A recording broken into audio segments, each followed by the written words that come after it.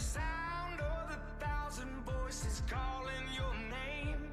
You can have the light of the world blind you, bathe you in grace. But I don't see so easily what you hold in your hands. 'Cause castles crumble, kingdoms fall and turn into sand. You can be an angel of mercy or give in to hate. You can try to fight it just like every other careless mistake. How do you justify? I'm mystified by the ways of your heart. With a million lies, the truth will rise to tear you apart. Whoa! No one gets out alive. Every day is do or die. The one thing you leave behind is how did you love? How did you love? It's not what you believe. Those prayers will make you bleed. But while you're on your knees, how did you love? How did you love? How did you love? Nothing ever feels quite the same when you are what you dream. And you will never look at anything the same when you see what I see. How we forget ourselves, lose our way from the cradle to the grave. You can't replicate or duplicate, gotta find your own way, yeah. No one gets out alive. Every day is do or die. The one thing you leave behind is how did you love? How did you love?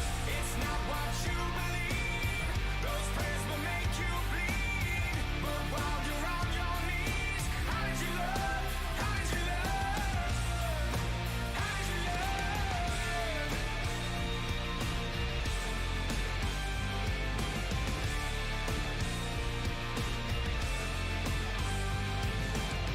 This ain't no cross to bury. We are the judge and jury. We are the judge and What is going on, guys? We are here right now. By we, I mean Gunny and I. You can't see Gunny, but I can promise you he is here.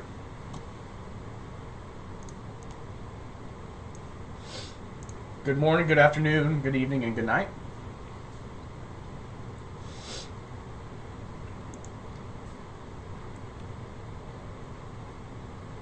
What is going on, ladies and gents? Gunny, yeah, boo. Yeah, you boo him, Dope Mellow. You boo him off stage.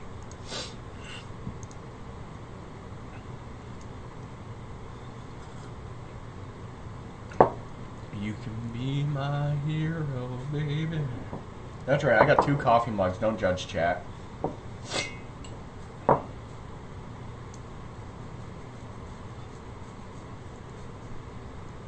Hi, Das Grande. Das Grande.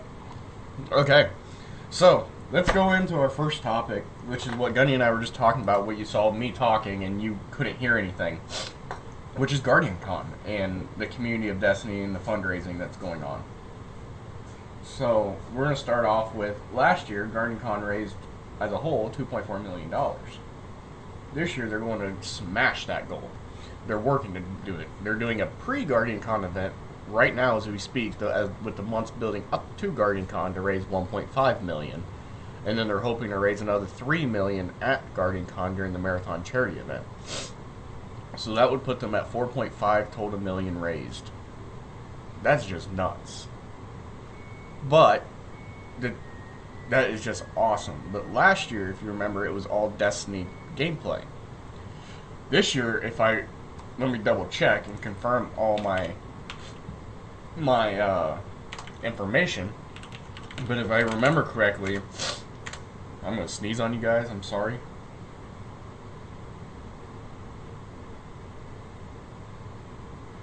Yeah, I think Professor B put that out.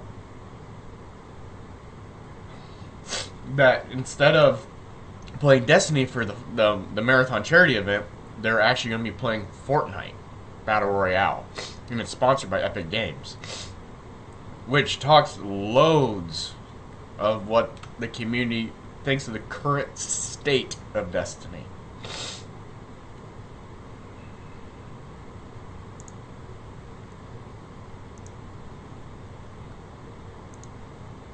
Yeah, he's checking the back of his eyelids still for holes.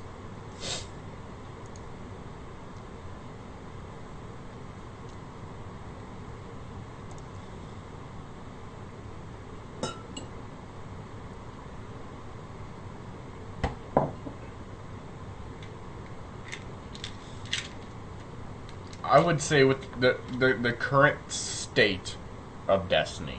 Okay, so I'm not 100% correct. So the charity event is actually going to be 3 games, and none of the 3 are Destiny.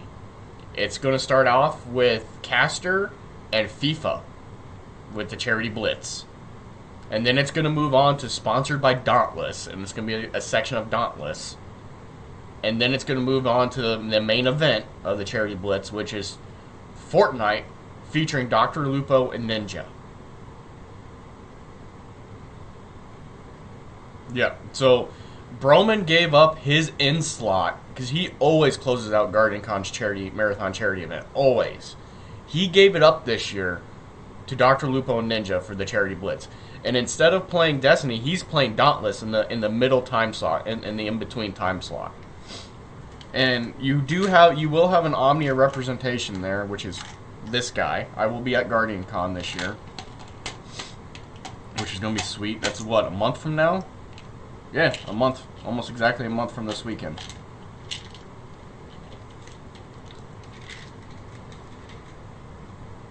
I'll be at TwitchCon too. I should be at TwitchCon in theory. But I won't be there to explore. I'll be there working. I'll be staff there.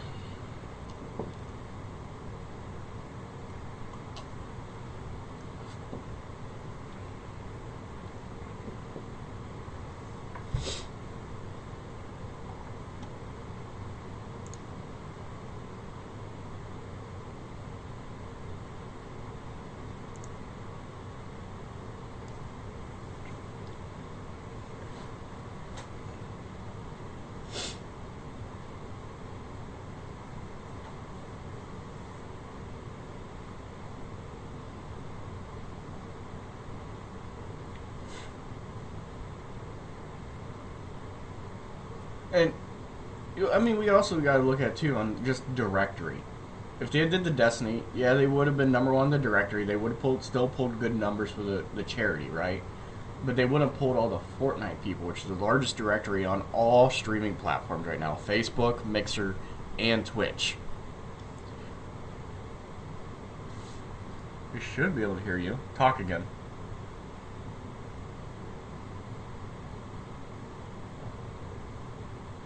I can see the mic moving to you, but it looks like my mic is being a little on the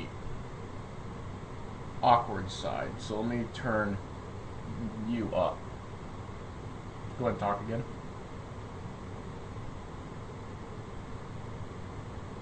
It's not pulling that source correctly.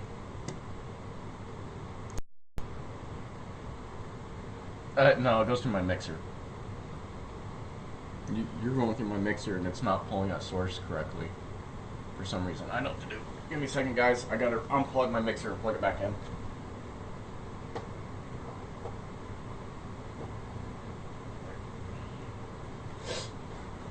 Why is it? It's still showing like I'm broadcasting noise when I'm not, though. Like when we're dead silent, it's still broadcasting noise, which it shouldn't be. Hey, is there like heavy static on your guys' end or something? Dope.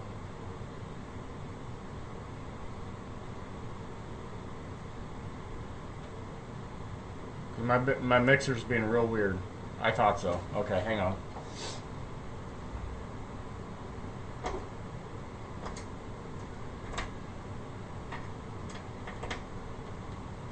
You're on a different mixer. Okay, it's my PC. I see that now. Okay, it's the computer. It's not the mixer, because even when I unplug the mixer, it will still be wonky, so I have to change sources, guys. I apologize. I have to figure out what's going on with this mixer. There. Oh, it was pulling the fucking webcam. That's why. Talk now, Gunny. Hello? Yeah. Hello? Yeah, keep talking. I gotta fix your audio because you're peaking really bad. Oh, owie. That sucks. There we go. You should be good now. We're late. We have... Sorry audio. about that. Yeah, so let me read my part. Yeah, I've been here. Good morning, good day, good evening. No matter where you are in the world, I hope you're having a great one. So, a lot of ways to talk earlier then on the con issue. It may not be a current pulse of what the community feels about the game itself. However, Guardian Con was created and brought about, just the name itself speak volumes of what it is and where it came from. Came from the Destiny community. This is a soft spot for many because many have a no kidding true love for the game, and that's awesome and cool. However, it should speak volumes to the actual devs of where they fit in the community at this present moment. And there is a lot of people, I am one of them, that is all but boycotting the game due to the disappointments that we've felt over the past year. Now, they have promised to make it better, but not till September with year 2 launch. Yeah, and then on top of that, you have to pay for it. So I'm kind of on this boycotting the Destiny thing. But there are many that it's bigger than that for them, and they have a true love affair with the game, and that's fair. Dope Mellow and I kind of, and was back and forth on it yesterday in the general chats, and some were a little bit upset, or Dope and I were not upset. I'm not upset at Dope or anything of that nature. Before you go on, I want to cut you off for 1 second. Not on a whole different thing.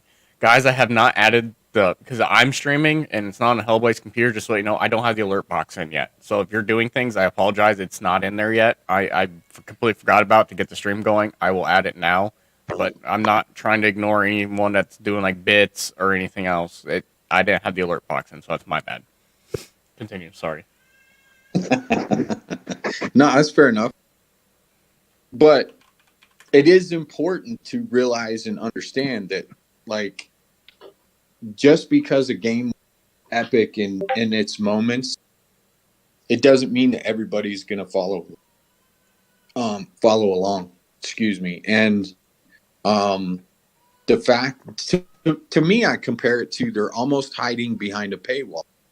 And that's something that many do not agree with at all. But thank you for that follow, Lepo. Or I'm not going to try Lepco. Yeah, Lepic. Lepic? Yep. Yeah, Lepic. I got alerts now, guys. We're good. Okay. But like Gunny's saying, thank you so much for the follow, but it speaks loads to the community. But like I was saying, and you couldn't hear Gunny's discussion with me on it, was it not only speaks loads of the Destiny community, but also speaks load of the director and Twitch. They're not that they wouldn't be able to raise that money with Destiny. They would. Let's be honest. This is Guardian Con. They step it up every year. But they only have access to those who watch Destiny. But right now, if you put it on Fortnite and you go to any streaming site, any streaming platform, the number one directory on that platform is Fortnite, on all of them. So you're making your charity more accessible to people, because some people aren't going to go find it. They're not going to care, even if it's front page on Twitch. They don't care. D Rooks, thank you for the tier 1 sub for 4 months. I'm going to sneeze again. But by putting it in the Fortnite directory, you're putting it in the top directory on Twitch. And let's be honest, if you have Ninja there, you're going to be the top channel there with at least 100 to 200,000 people watching you constantly. you are going to raise so much more money.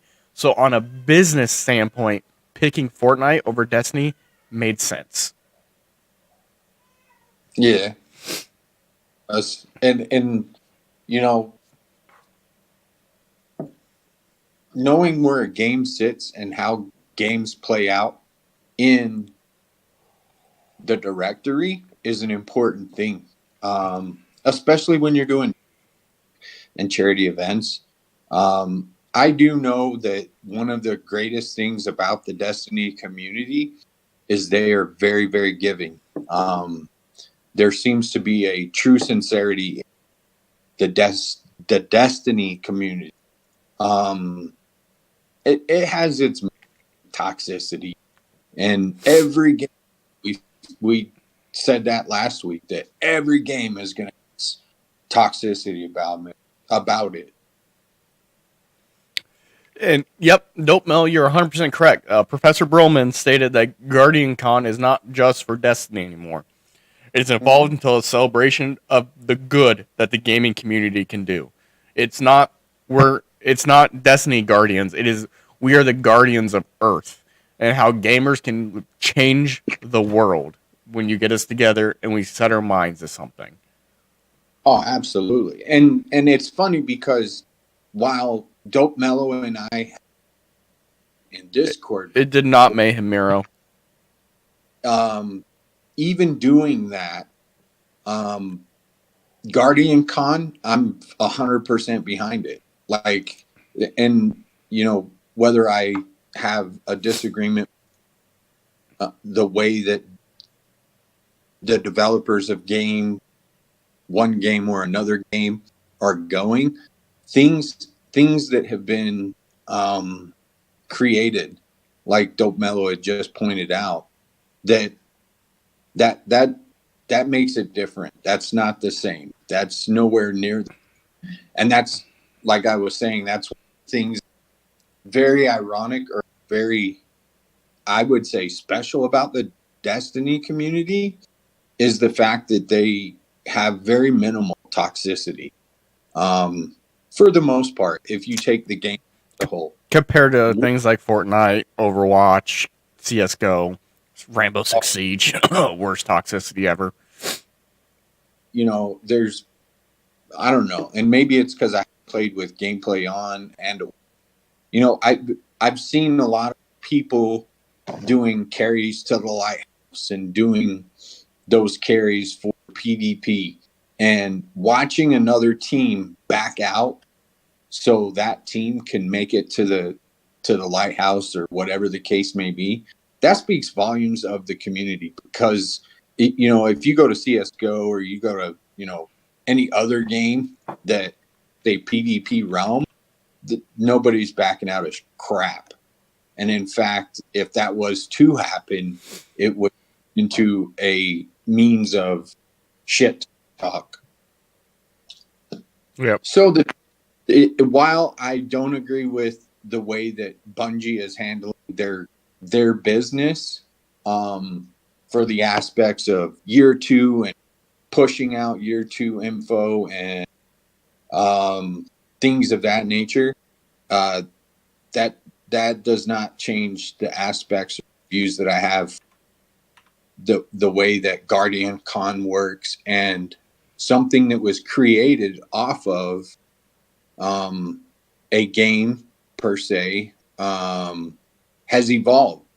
So all differences is Guardian Con is going to be fucking epic. This year especially.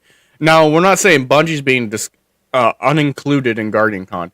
So the Charity Blitz has been funded and sponsored by Epic Games. And it's those 3 games, and Dauntless. But they also brought Caster in, which is the #1 like sports streamer, and he's playing FIFA, which is going to be huge. I think Caster's opening Guardian Con's Charity Blitz. But Bungie's still going to be there. There's going to be a very heavy Destiny influence still at Guardian Con. You're going to have big Dauntless booths with the whole Dauntless dev team there showing off stuff that's coming with Dauntless. Same thing with Epic and Fortnite. You're going to have the Epic dev teams there. They're going to be showing off things that are going to be coming in Fortnite. I'm sure there's going to be exclusive stuff that if you're there, you get to play. And I can already tell you, because Broman's announced it, everyone who's at GuardianCon, the giant Destiny booth, will have massive PC playing areas sponsored by some gaming company, whether it's Corsair or someone. And those computers will be all set up so everyone at GuardianCon can play the new PvP mode called Gambit for year 2. So we'll get our hands on the new classes, the new ultimates, and get to play around in the Gambit mode at GuardianCon. First ones. It'll be the very first people to get to touch it. So that's pretty badass. So Destiny will still have a big influence and a big piece at GuardianCon. And there's a lot more to come that Broman still says is under wraps or under NDA type stuff right now until companies announce things. Most likely till after E3 and all the major new game announcements come out. I'm imagining some of those companies are also going to have their new games there. Huge things for the community. E3's this week. It's right now. Yes, like I thought it was from the 14th. It might be the 10th through the 14th. So tomorrow it starts. That's odd. It starts on a Sunday, but yeah. So E3 is happening soon. In conjunction with that GuardianCon, I think there's another few cons in between before TwitchCon. But this is that time of year huge for the communities, huge for those content you guys.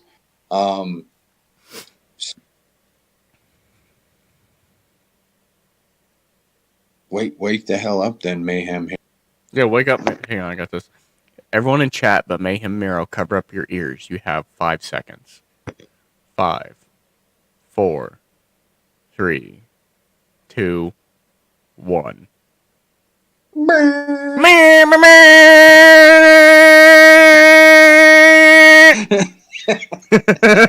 up! Oh, make me go get the actual air horn out of the garage. Don't mellow. Don't do it. Don't do it. Did you like my NASA countdown though, dope? It was awesome. So this time the gaming community, is this the World Cup?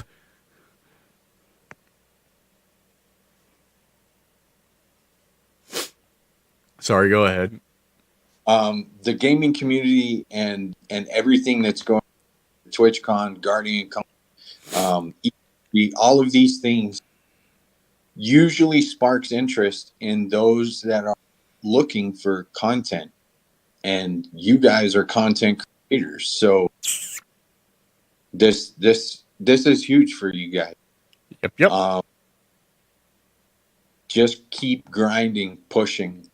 Some of us have the abilities, and some of us be patient. Me, I have to be patient. You'll get there. So, yeah, it happens. Yeah, July, it sucks. And the worst part is not the fact that like it's July by itself, but the fact that all of Garwood Gaming, thank you for the 5 bits. All of my stuff is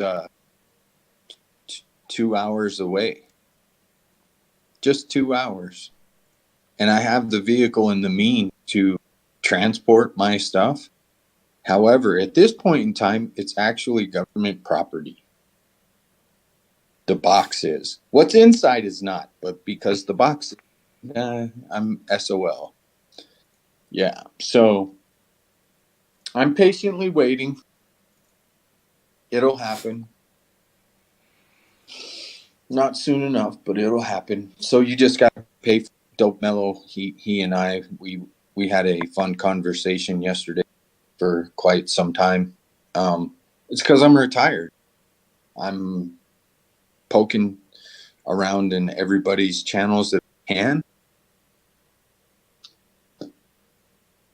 and supporting it the best I can off of my phone. Sucks. Man, you should have bought a laptop just for retirement. Brought a laptop with you. We Yep, I know. That's probably a debate you had. Yeah, we did, and we're like, nah, and here we are. Even a tablet would have helped. Yeah, but see, the problem that I have with the tablet is, yeah, we talked about that, man. We really did, but we debated against it and was like, no, it'll be fine. It'll be. I need the break. Which is true. I did. I needed a break. I needed to focus on family and, establishing our house and getting everything put together in the house. But we're ready now. So.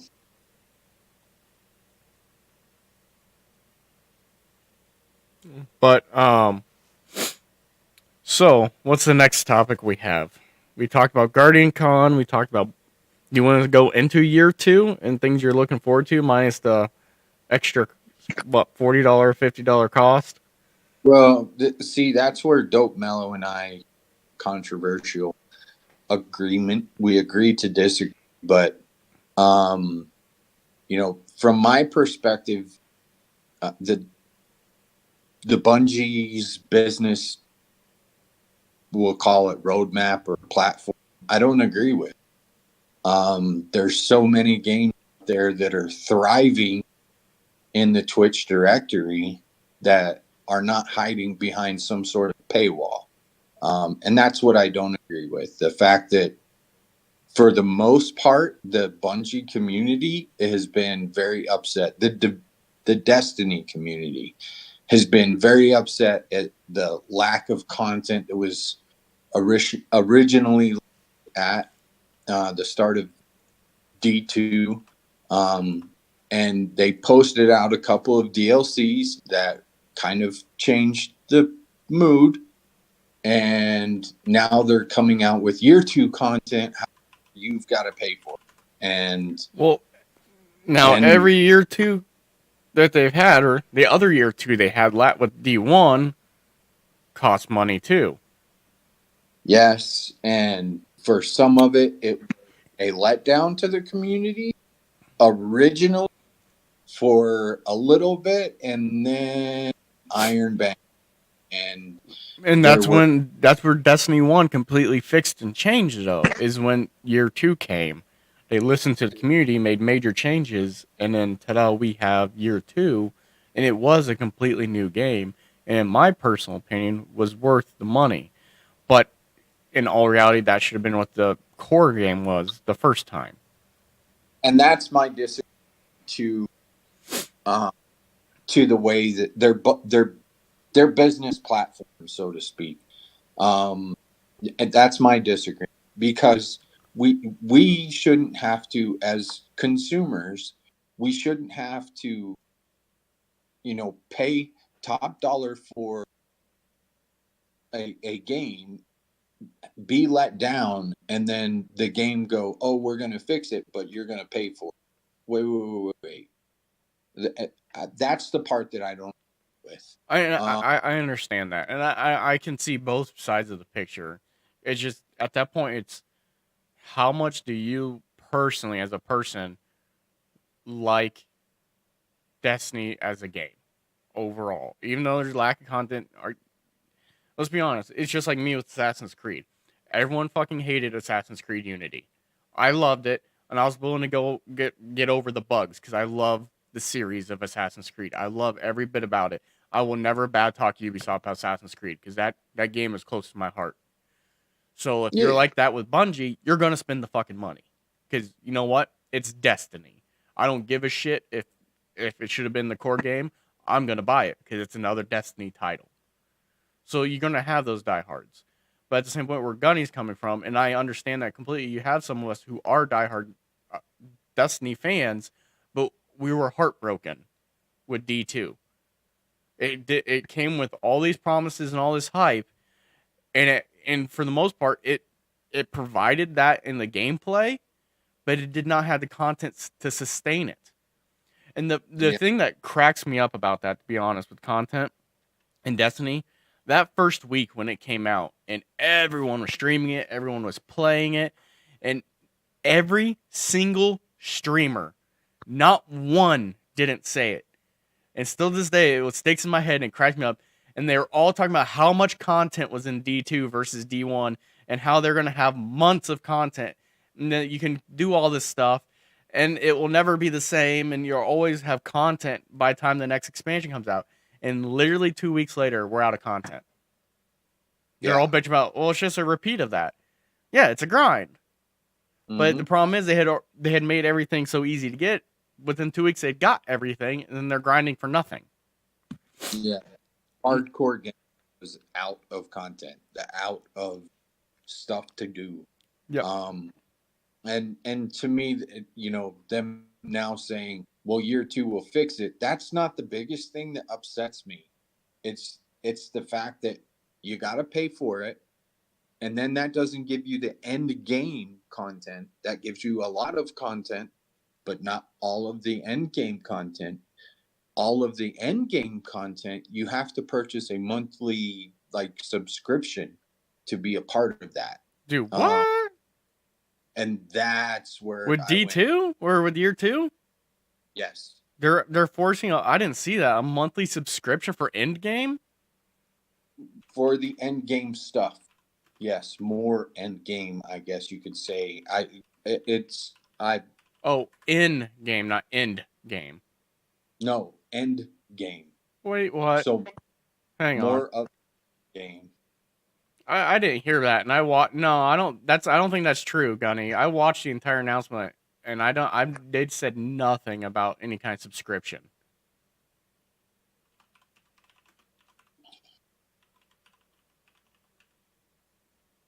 I'm looking right now. Mm-hmm. Oh, annual pass. The annual pass is just for the next 2 expansions. After the year 2 expansions. Yeah. So if you're calling that end game content, then yes. But the annual pass is only $20. Let's be honest. Everyone who says that's ridiculous, if you played WoW, pull your head out of your fucking ass and realize that's still cheaper than WoW. Well, WoW is free. No. WoW is not free. Oh, WoW is free. No, WoW is only free up to a certain level, which and 2 contents behind. WoW is only free to 2 contents behind. Mm-hmm. So you can't play any of the current stuff under the free pass. In order to play the free pass, you have to have the $5 a month subscription or whatever the month subscription it is. And you still have to buy the expansion at $60 fucking dollars. That's not what was explained to me when I had poked a little interest at it, but I don't have firsthand experience, so I'm an avid WoW player. I've been addicted to WoW at least thrice in my life. WoW is my cocaine, and I have to avoid it, and which is really bad because I just got invited yesterday to the closed beta test of Battle for Azeroth as a content creator. Go create content and build hype. So my only stick to that though is the fact that I already paid. Thank you, Mark. I already paid a lot of content that was never delivered.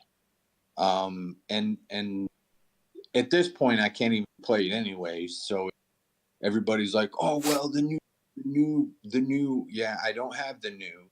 And it may be the greatest thing next to pants with pockets or sliced bread. But I paid for the originally delivered, not delivered after we decided or figured out, oh, oops, my bad, we fucked up. Mar, thank you for the tier 1 sub and for 3 months and that 7-viewer host. Welcome. GG! But anyway. But I get what you're saying, Gunny, but I see D2 year 2 as a concept, as a new game. It is the annual. So I see Destiny in what in the hardware community is called a tick-tock schedule. So they do the tick, which is a core game, and then they come out with two add-ons, expansions, whatever. And then they do the talk, which is the complete remold of that first core game to fix whatever issues the community had with it. And then they do two expansions. Then they tick again to a new core game. So the year 2 is a brand new game built upon the first core. And then after that, they come out with a whole new core game. And that's how I see it. And I see them charging for that and then charging the annual pass as an okay thing. Yeah, it's kind of a money grab, and I get where you're coming from. But at the same time, you get what you pay for, and they're not charging you a monthly subscription like WoW or Elder Scrolls Online or EVE Online or any other MMO. And Destiny is an MMO. They have to make money to maintain the servers. They have to make consistent money. And everyone says, yes, I get it. The in-game purchases or whatever, the loot boxes, the whatever billion, that was not just Destiny. That was across all of Blizzard Activision. So how much of that money was people at the auction store in World of Warcraft buying shit? I can promise you that some odd billion, 66% of that came from World of Warcraft. At least. Yeah, whatever. That's billions of dollars. But that's not just to Bungie. That is in Blizzard Activision's pocket. I get it. You can argue it all day. Everybody could. And depending on the side of the fence you follow. It is what it is. And, Dope's comment about that's what you paid for it. And you get what you paid for. No, the fact that I got a vanilla game for $100 and you give me vanilla, that's horrible. Absolutely horrible. That there's and then we're gonna hook you on or kind of fix what we fuck up on initially. What we paid for something that they find out that they screwed up. Now we're gonna fix it. Oh, now that we fixed it, we're gonna charge you some more extra stuff. I mean, I get it. I understand what you're saying. I don't agree with their business platform. Their business works. And just the same as I Dope yesterday, when the product is before the people, they will lose. And I don't decide this. They decide this.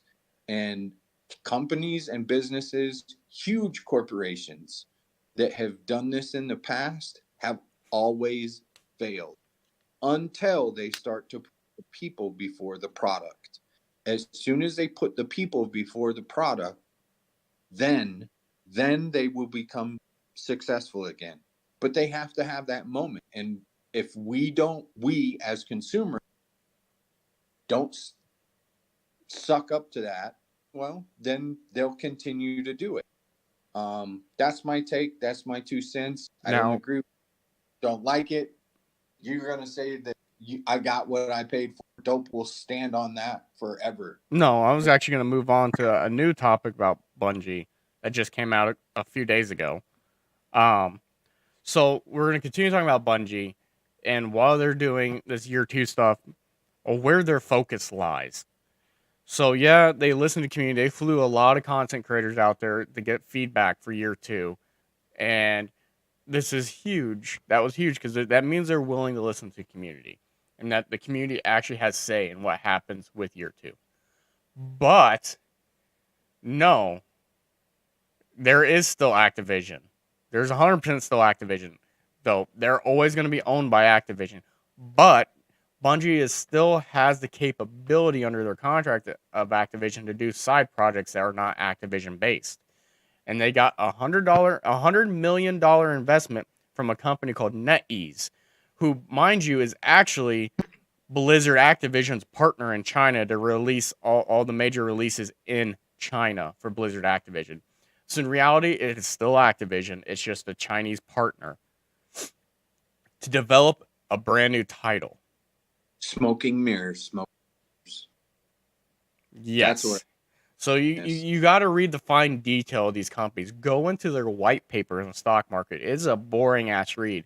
But I promise you, if you don't want to wait to E3, it is super easy. You just go into their white paper they publish annually for their annual or even quarterly for their quarterly stockholder report. It tells you every game they're creating. It's right there. But right now, this NetEase has invested $100 million in Bungie to develop a new title for them. Whether that's going to be a Blizzard Activision title, the answer most likely is yes. And then they'll release in China first, and then Blizzard Activision will take that version and release it in the U.S. It's intriguing. We're going to have to see where this goes and where their focus lies. Is it going to be to the money, the $100 million company? And they're going to focus all their efforts on that and then kind of throw Destiny to the wayside now? Or are they going to be able to split that time equally? Mayhem Merrill, thank you for the 2-month sub. GG.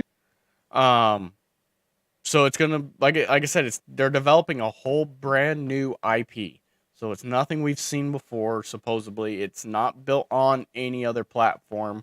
By platform, I mean like type of game. It's not built on the StarCraft genre. It's not built on the Destiny genre. It's not built on the Halo genre. It's supposed to be a brand new IP. So knowing who Bungie is, we can assume it's going to be some type of shooter game. And knowing who NetEase is, it's either going to be a PC game or a mobile game. Knowing the Chinese gaming market, it most likely is going to be a mobile game.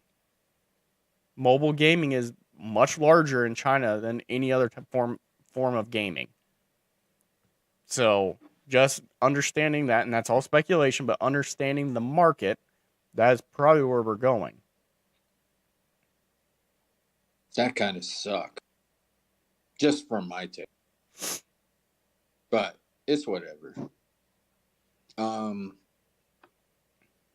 Is that all we got on the Bungie? I think that is about all we have on the Bungie thing. And this just came out in the quarterly report. Sweet. I mean, it's interesting to see, to hear what we're doing.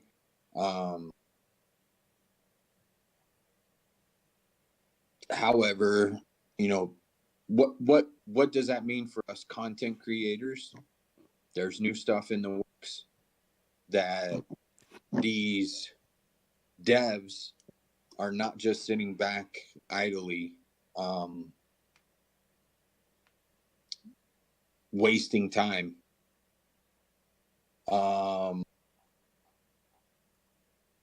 Something happened this past weekend that has kind of sparked a very interesting point of conversation. I kind of posted it out, and some of the community members could see it. Was like, interesting, very, very interesting, a very good topic.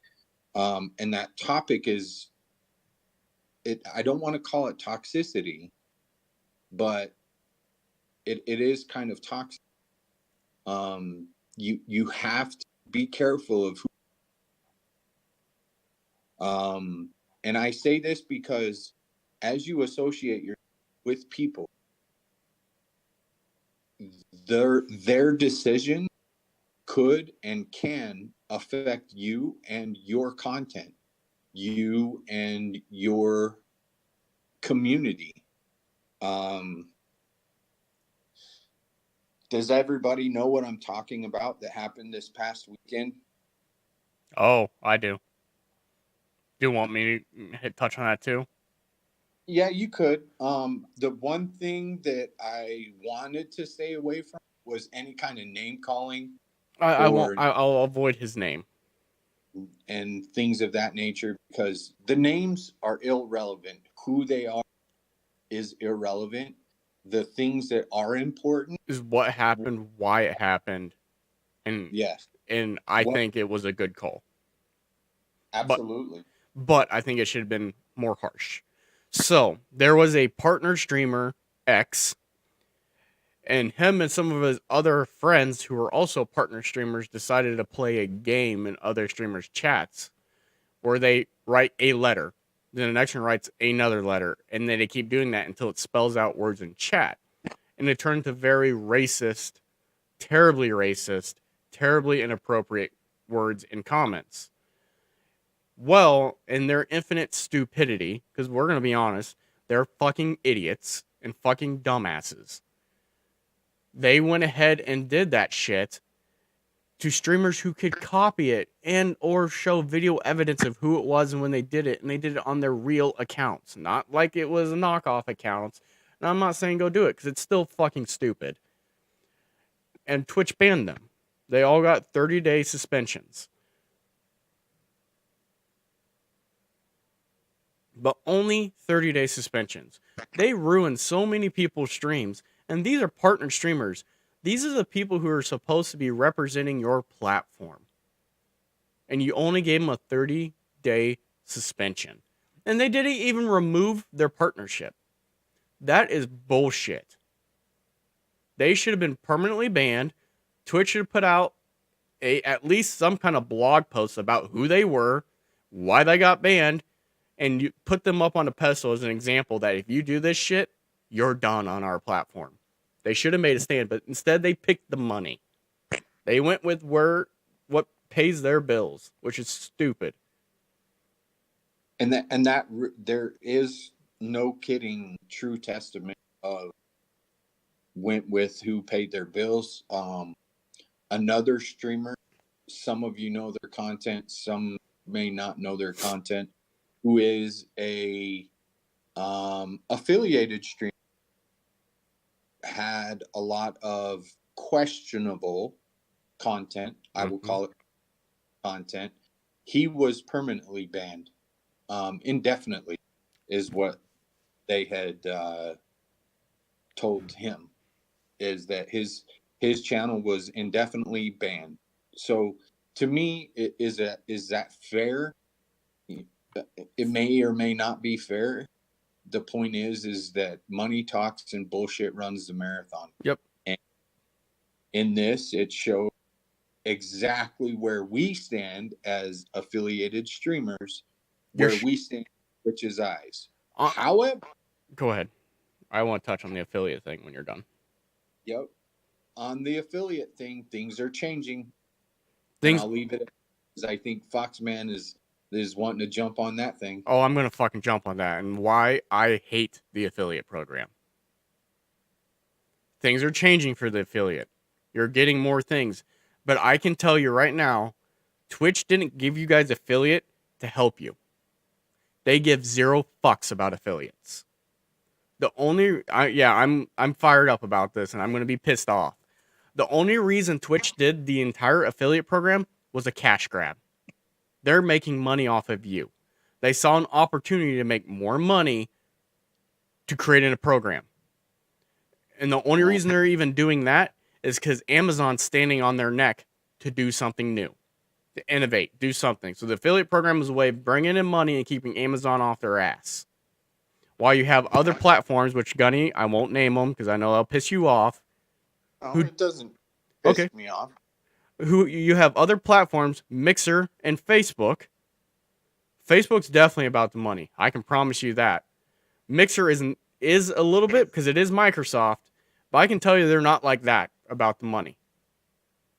They genuinely care about their community, and it's evident in their tweets, the way they handle their community, and the way they handle toxicity. Twitch seems to embrace toxicity, especially in their partners. Because toxicity brings crowds. Crowds brings them money. Mixer doesn't handle toxicity well. Or they handle it very well. They don't take it. You're permanently banned. They don't care how much money you bring in. You're just fucking banned. Now that's a platform and a community I can put I can trust a brand with. That they're going to care about me no matter how big I am. Like, honestly care. And it's not just about the money I bring in. And that is honestly where Twitch is at right now. Not saying Twitch can't get better. Not saying Twitch still isn't the largest, better platform. But Twitch is in a very awkward position right now as the pedestal broadcast platform. They are at the pinnacle of broadcasting. They bring in 1.5 million viewers a day. And they've been riding that high with no real competition for some time. And now there's competition, and the competition's proving that they've been sitting on their asses for a while, not doing any kind of updates. But now they're trying, but the migrations happen. You can see it every day. Massive streamers, medium to large size streamers, migrating to other platforms daily. I'm going to mention one name. I know you're not, but I'm not calling her out because of who she is, but I'm calling her out because of her viewer size and how big of a hit that is on Twitch. LOL Renee, also known just as Renee, the probably most popular female streamer on Twitch, at the end of this month is done with Twitch. I'm not telling you where she's going because I'm not promoting her, but that's a huge loss to Twitch. That's massive. And it's not stopping. I mean, it is ridiculous. Well, it could mean better and bigger things coming away. For a few things, that they are introducing new, exciting things for the affiliated streamer, which is, I think, is huge and cool. The sub button modifications and or the badges, the sub badges, the sub tanner badges, the tenure, which allows us to modify what our badges look like, which used to be just a partnered thing. The next move I could see him making is us having more emotes based off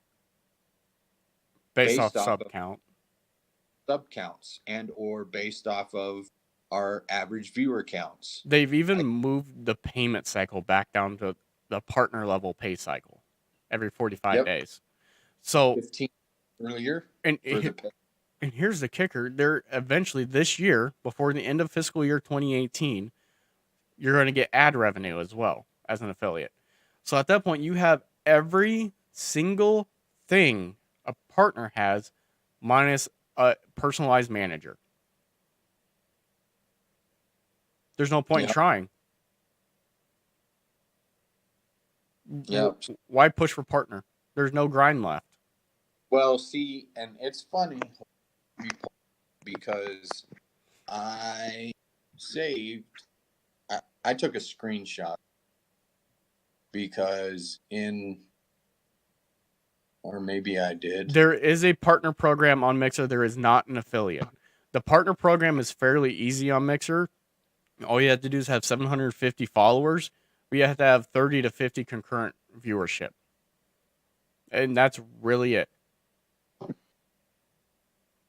So somebody had posted this on some sort of social media.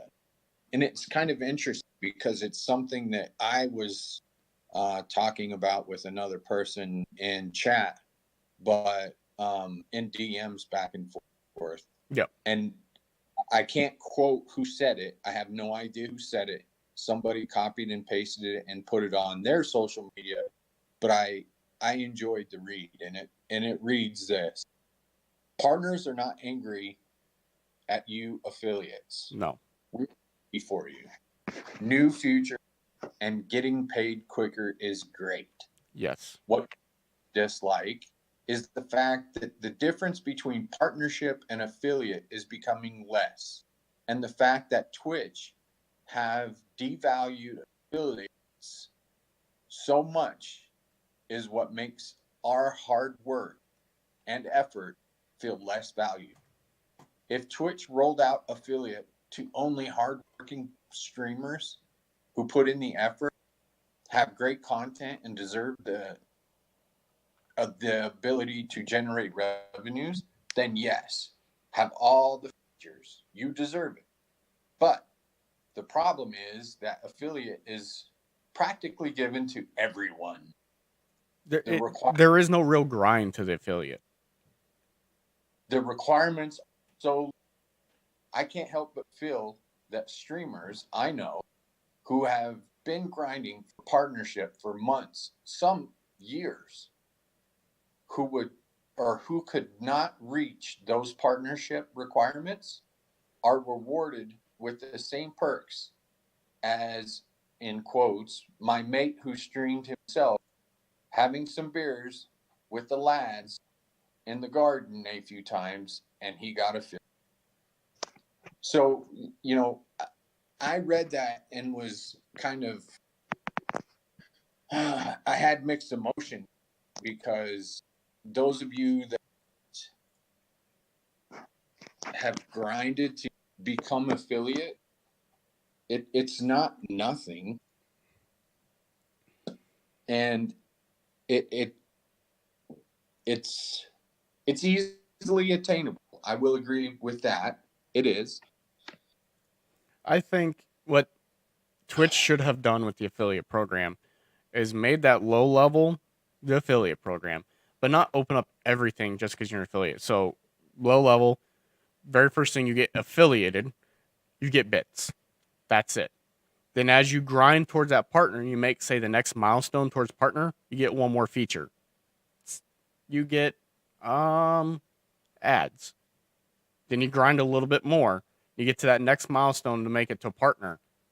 Then you get something else. 45-day payout instead of 90-day payout or whatever. And you grind a little bit more, and next thing you know, you're almost a partner. You know what? We're going to review you. Here's a sub button. You get your sub button. Grind a little bit more. Hey, you just made partner. Here's your emotes. Here's your partnership. Make it a grind.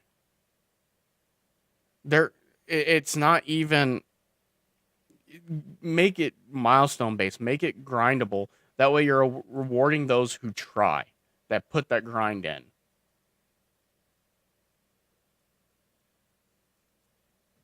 You know what I mean? Am I wrong, Gunny? Or do you think that would make it a more rounded, more respectable program? I think it would make it more grinding. However, the thing that I look at and go, is the fact that to them, money talks and bullshit runs the marathon. Those subs and giving affiliate sub buttons, that makes them money. Mm-hmm. Okay, yeah, I'm just an affiliate. I may only have, 5 or 10 subs. Well, that's 5 or 10 subs more than they would have had somewhere else. And if you take the actual volume of affiliates that is out there now in comparison to what was like 50,000, something like that. Well, over a year ago, there was 0. Mm-hmm. So that's revenues that they're making. And then you look at the bits and the amount of bits that are dropped for us. That changes how things actually work. Yep. And it changes the monies that they are making. So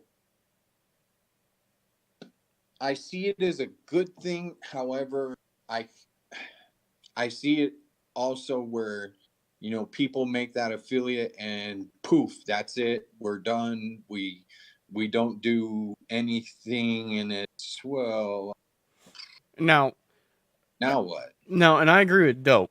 It needs to be some kind of tiered program. And part of that tiered program, Twitch should also provide sustainable assistance in growing. Not, here's a fucking sub button, good luck. It should be like, here's bits, and here is this section on the front page, or here's this section within a directory to help you grow, and here's some tools we're going to assist you in growth.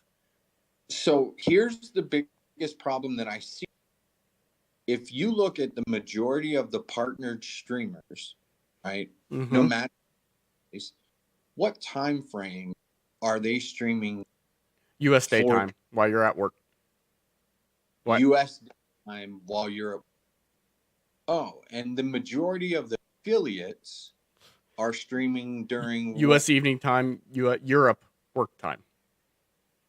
Exactly. So to me, you're kind of stuck at a disadvantage as an affiliate. And I say this from the aspects of what the majority of us affiliates are. We are streaming, the majority of us are streaming during the time period that very few of us are actually watching Twitch. All the viewers are streaming now. Yep. All the viewers that you see during those partner streams in the evening are now affiliate streamers, and they're all streaming. Yes. So all of the Twitch partners, viewers, are all now streaming, and they're all done. And it just kind of Yep. Negatively, you look at it as the fact that the poor man stays poor, the rich man stays rich, and it's more off of the majority of the affiliates are blue collared worker types.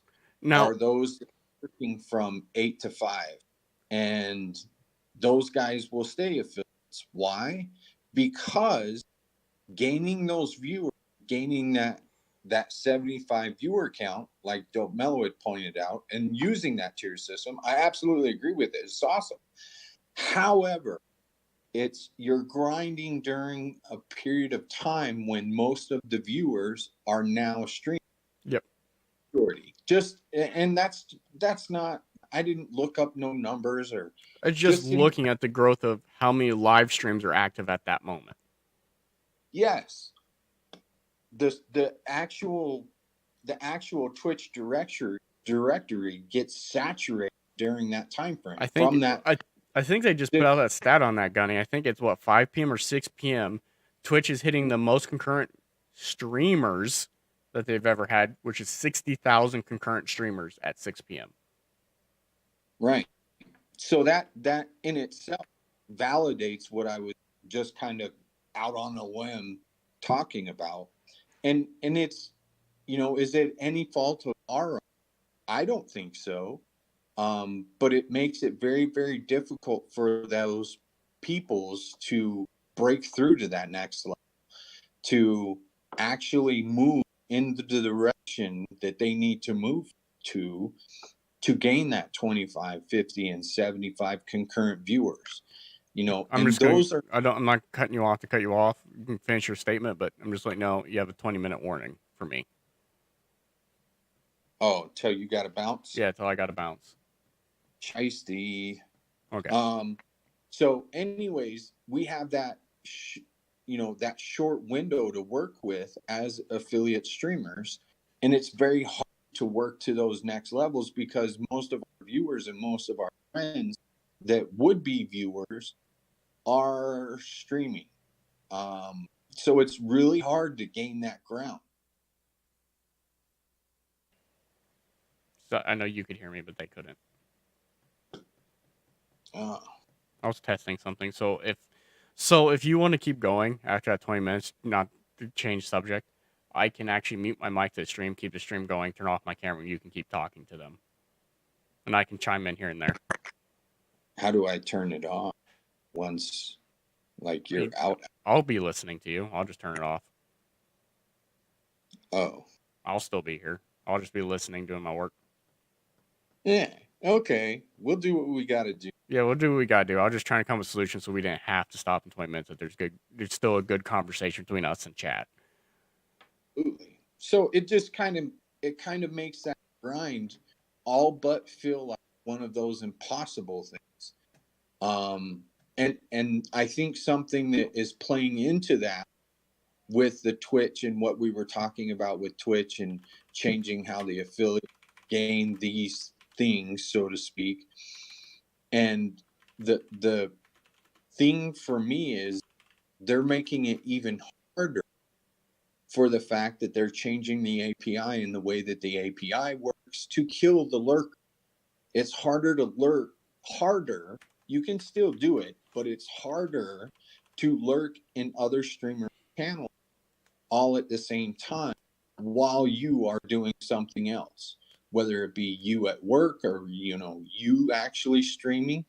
And what that does for us is then turn it into an even bigger grind, Yep. an even harder grind for us, because now the ability to open up a tab that has 5-10 people on it, and you have 3 or 4 of those tabs open, and you're gaining viewer credit to those channels at the same time that you're doing other things, is becoming more and more difficult, which makes it more and more difficult for the affiliates to gain that ground towards partnership. So it makes me wonder, are they really wanting the affiliates to become partners? No. In the past year, we've seen drastically from a year ago. A year ago, you could have 3, 4, 5, 6 tabs open that were all multi-stream type tabs and gain credit as a viewer for their channel, and you gain their channel viewership things. Yep. And now we've moved into a point where that's more and more difficult to do. Now, here's the thing that cracks me up about that, if you don't mind. So, no. Twitch is doing everything in their power right now to kill the lurker. They don't want lurkers. Their intention, it is abundantly obvious with the minor tweaks you're making and how everything's tracked and analytics are done, that they're trying to kill the lurker. That being said, other platforms, one in particular, is embracing the lurker to the point they've even in their chat add what they call a lurking mode. So if someone says your name or says something and you're not watching that stream particularly and you have it muted, it makes a noise in your headphones. It still plays a little bing. The streamer's talking about you, or bing, they're talking about you in chat. Come look at it again. Like, yeah. It literally embraces lurkers versus Twitch's complete counterintuitive, we fuck the lurkers, we don't want you anymore. Well, and I kind of under their stance on those that are paying for advertisement time, those that are using Twitch and the Twitch directories, so to speak, for their advertising money. They want true numbers. Don't give us a bunch of, 500,000 people are actually watching, when in all actuality, half of that, or even 3/4 of that. And the rest of them are just dual. If I'm lurking in 15 channels, then I count as 15 viewers. So very easily your numbers get skewed from the advertising venue, from the paying for numbers. They're paying for numbers, and Twitch is not giving them true numbers. So I understand it. However, that doesn't mean they have to hurt. They can modify the analytics where it affects the true numbers paying out to advertisers, but it doesn't affect the streamers' viewership and community growth. They can separate those fucking analytics out. It is not that hard. But it takes work. Yeah, and that's the problem. Twitch is not working for the streamers. They're working for the money. And again, I will go back to that product over people. When product is more important than the people, the business will fail. And that's kind of what you were speaking on or talking about in the migration to other platforms. Yep. As that migration happens, the more and more that noose, so to speak, gets tightened around Twitch's neck, because now you're losing. Now you're starting to feel the effects in your pocket. You've got to make change.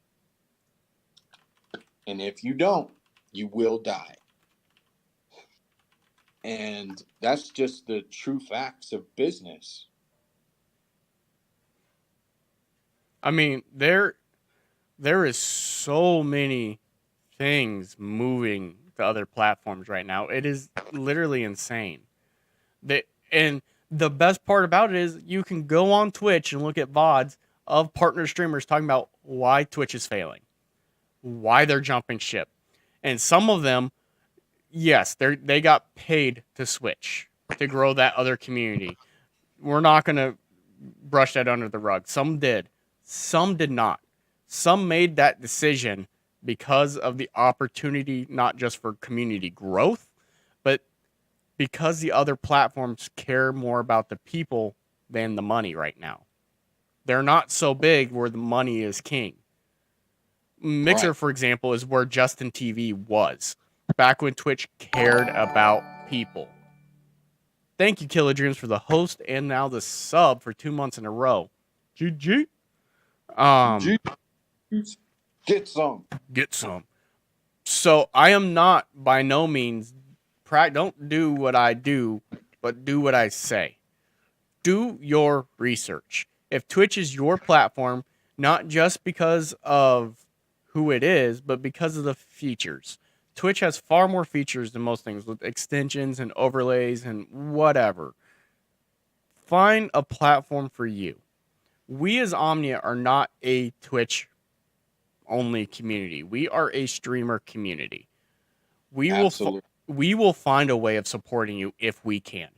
No matter what your platform of choice is, whether it's Mixer, Twitch, Facebook, Periscope, Picardo, we will find a way. If there's a way, one of the admin will find a way. Yes, you may not get nearly as much support as the Twitch streamers because of the platforms and because of the ecosystems. The rest of the platforms do not have the ecosystem Twitch has just because of their size. Sorry, that's how it is. But we will do what we can to support you. Like now LiveBot does support Mixer. Killer Dream showed me that the other day. So now whenever any of us who are also streaming on Mixer do Mixer, it's going to say you're live. So that's one step we can do to help you. Now, we as a community, now saying that, need to realize not everyone's on Twitch anymore. You're going to start seeing probably some more people within our community transition to Mixer. And I personally am going to start doing recruiting from Mixer. So that is going to convolute some of those lines, and you're not just going to be able to have one tab open with all your streamers on it. We may have to switch to a different multi-streaming service like Rareco, which can do both on one stream, or something else. But we need to be some more supportive of it as a community to those people making that ship jump. Because it's going to be hard, because they're essentially resetting their clock. They're going back to day one if they make that jump. Yep, you're back to zero. Good job. But it does happen. And you're doing it with the promise of growth and the hope of a new community. Yeah. It's a clean slate. We'll call it, if anyone has seen Iron Man 3, if you jump ship, you are doing the clean slate protocol.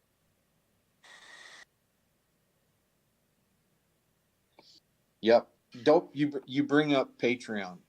Patreon, the reason the org had not done it is because of tax purposes and the fact that at this present time, or at the time, and maybe we didn't have the LLC at the time. Yeah, we didn't have the LLC, so there were tax things that would have created a bundle of issues for the org itself. Now, maybe in the future, that'll be something that we see as a community from the Omnia GG community, that we have and create a Patreon account. I had brought that up way early in the game, but the fact that we were not an LLC originally, and out the gate, and the time that it's taking to gain the LLC, the bank accounts and things of that nature, that it just was another problematic thing to try to worry about and take care of.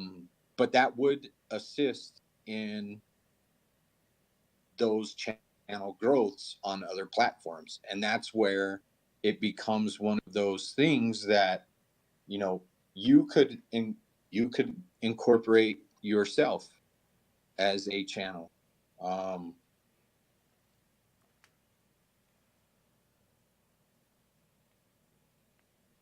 Mayhem is already Team Omnia on Mixer. You made it. Yes, you're right. So Mixer has teams that can be created. You don't require a partnership to create a stream team on Mixer. It just requires what they call sparks, 5,000 sparks, which you earn for streaming on Mixer and watching other streams. And you earn so much per time. So I had 5,000 sparks when I switched over to Mixer this past Sunday, just to play around with the algorithm and figure out how it works. And I made a Team Omnia stream team that I can invite as many people as I want.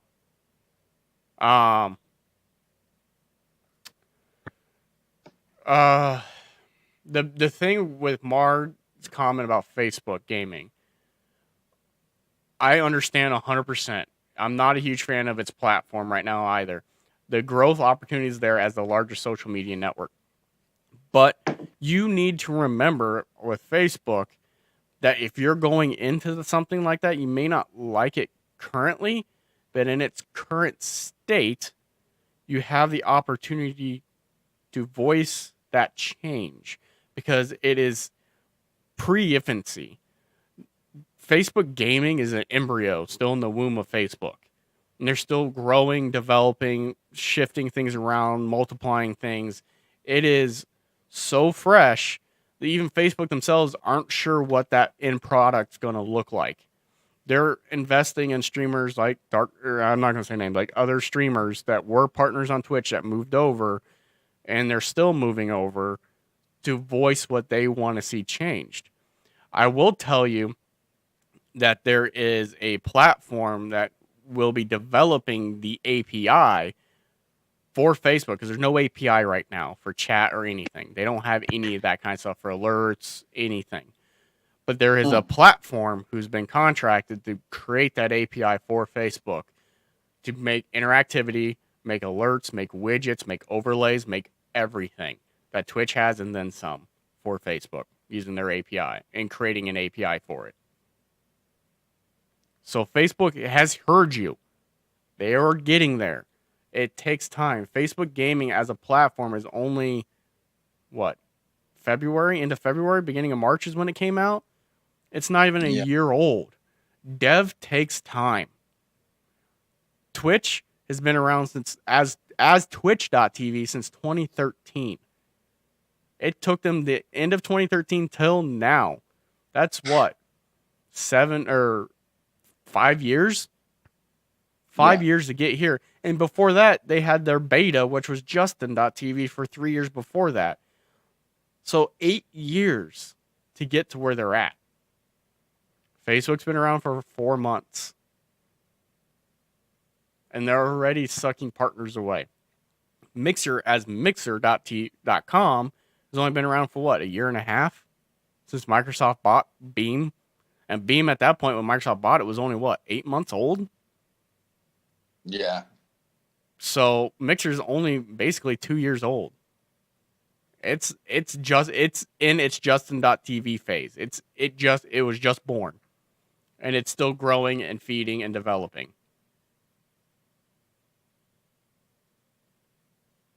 Beam did suck, but it had opportunity with its FTL servers and everything else. That's why Microsoft did what they did. They saw an opportunity there. Don't get me wrong, I understand Beam was terrible. But Microsoft knew that with the right amount of investment in the community and investment into the ecosystem that became Mixer, that it could become something. And it is still working on doing that. Will it become the next Twitch? Who knows? It has Microsoft. Microsoft's hit and miss. They make great things, Xbox. They make not so great things. Windows Phone, Windows 8, Windows Millennium. Microsoft's hit and miss. You never know. If you pick Mixer, you're going with the hope that Microsoft won't finally, after 3 years, go, you know what, this isn't growing as fast as we went. Fuck it, we're done. Because Microsoft does that. Like, you know what? They did that with Windows Phone. I was an avid Windows Phone user. And then 1 month, no heads up, no warning. Yeah, we're done supporting it. Fuck it. It's gone. Wait, what? What about everyone who has a Windows Phone? Meh. Go get a different phone. Go buy a different one. Yeah, go buy a different phone. Microsoft Yeah, Beam was great. It was a small community, but it didn't have the resources to become what Mixer has become, Killa. It didn't have the resources to grow that community. You know what I mean? It just didn't have that. And with Microsoft, that capability's there. The thing with Twitch is it is large, it is in charge, and it's got the financial backing of Amazon. There's only two companies above Amazon in the US corporate ladder, Microsoft and Google. So Beam is a real competitor and YouTube gaming is a joke. There's a reason why we haven't said anything about YouTube gaming this entire time. Because I don't know what Google's doing, but they are destroying YouTube. It is not good for content creators over there right now.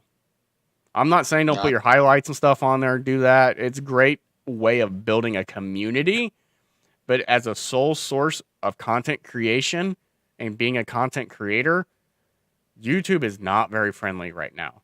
Gaming and or uploads. And many of their community has moved to other community platforms. Yep. For their quote unquote streaming. A lot of them are switching to Twitch. Yes, because it's easier, because affiliates get paid, because numerous things that may or may not be available in other communities or other platforms, so to speak. Twitch doesn't randomly demonetize you because they deem you as my shirt would say, not advertiser friendly. Yeah, well, they will pull your affiliate. They will pull your affiliate if you do certain things. If I say the word fuck, they're not going to demonetize me. Nope. YouTube will. You cuss in a single YouTube video, they will demonetize you as not being advertiser friendly. And that's hard to deal with. But what else do we got on it was crazy. What I was talking about was the negativity. Pick who is within your circle very, very quickly. Omnia as an org dodged 2 bullets, and they were very, very big bullets. I'll just leave it at that. We dodged very 2 big bullets. That was right. We got some big news this week. I forgot about those 2 news. The one that we already talked about, the one gentleman, and then the other one with the other A hat that we knew. Yep. And those are 2 bullets that we dodged there. Dope. I will explain without using names. There was a prior organization, we'll call Organization X, who now no longer exists because we dodged that bullet. They made some very piss poor decisions, which led to a mass exodus from that organization because no one wanted to trust their brand to that organization's name because of the shit they were doing. Oh, that isn't even what I was talking about. Oh, that's what I was talking about. Yeah. Yeah, that organization is no longer there. And then going back to what we were talking about earlier with that partner name will not be named. We had an opportunity of having him in that community as part of Omnia, and we decided against it. Yes. There was talks between myself and one of the individuals to bring that whole community over to Omnia. And in Omnia's infancy, it was explained that more than interests were sparked, and we had decided against it because we just had a few or things that had played out prior to made it seem as if, well, maybe we're not that important. So if we're not that important, maybe we should look the other direction or just kind of focus on us internally. And that's what we chose to do, is focus on us and our streamers. And that paid off. that gut feeling or that lack of loyalty feeling, mutual loyalty feeling was not there, and we chose to go without it. The other part of that is, and no names again, was a part of the Omnia community, and because of differences that one. Yep. We asked and removed that person from the environment, and what we had used as a basis for why actually came about and in fruition actually played out. Intuition actually played out. And so again, we dodged a bullet. So 2 big bullets were dodged for community kind of negative light. And that goes back to being very, very picky about who and how you build your community, because it could negatively, someone else's action could very, very, very much so negatively affect your community. And what I mean by your community is your viewership within your channels. Our community at Omnia could be negatively affected if we do not, as a whole community, look at how things are done or business is conducted. You know, me and Dope Mellow having a conversation back and forth about a thing that we don't agree upon, that's not that bad. I have no, we've said it before, I have no hard feelings about Dope Mellow whatsoever. And the points that Dope Mellow had brought up are valid points. That's not the toxicity that we're speaking of. We're speaking of the things that are truly toxic, the things that are truly detrimental to a positive vibe within a community. And 99.99% of the time, Omnia does really, really at keeping a positive vibe. The amount of family kind of feel that Omnia creates in the Discord is that's a good idea. Dope is a very family oriented and or a very supportive environment, and that in itself is awesome. Battleground for me and Gunny to discuss. I'm all about it, Dope. I'm all about it. And it's not just, it could be Destiny today, tomorrow, or yesterday. And tomorrow it could be the Division 2 and the things that happen in there.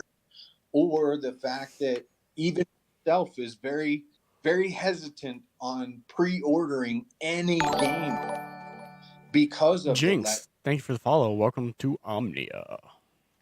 Absolutely. GG's. I'm very, very hesitant to pre-order any game. And that's horrible for the fact that as a content creator, I want to try to be the first one to do whatever. But if you don't pre-order. Also, Lexi, thank you for the 1 viewer host. I didn't get you 4 minutes ago. I apologize, but thank you. Those things are very, very, contradicting to a content kind of goals. Should be, as a content creator, we should be pushing to get that new thing first and trying to be that first person to do whatever it may be. In the Destiny realm, it was be the first one to finish now I'm going to draw a blank, but yeah, it's been that long. A raid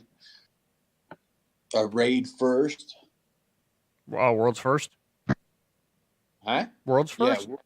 A world's first. Yeah, world's first. And those things are for a channel. And if it's not like a Destiny thing, even if it's, the Division, being the first one to find out, hey, look at this thing. This is, one of those, what do they call them? When you see something that is kind of an mod or pay it back for the original. What are they called? I know what you're talking about. I can't think of the term right now off the top of my head. Anyways, I'm sure you know what I'm talking about. But to discover those little pay it backs to the original Easter eggs. Those Easter eggs, finding those, being the first one to discover the Easter egg for this or the Easter egg for that, those are huge for a content creator. It's huge for a content creator to be the first to display or have this game on their channel first. But if you don't pre-order it, you can't do that. So it's one of those things that the past history of the developers for games and gaming content has kind of been very meh, and has put many of us, I'm one of them, very hesitant on pre-ordering any game because it hurts. It hurts when you pre-order that game and it doesn't deliver the way that you assumed it would have delivered. But we move on. We do the things that we have to do to keep content coming. In my role, I've got to do IRL. That's all I got. So I'll continue to do IRL here. I've got to continue to produce, some sort of content. I am a content creator. That's what we're supposed to do. That's what we are. If you're not creating content, you're doing it wrong. On that, we live in an odd time where content creation can be a job now. But you, as a content creator, need to look at your content, look at your community, and find out what platform is best for you.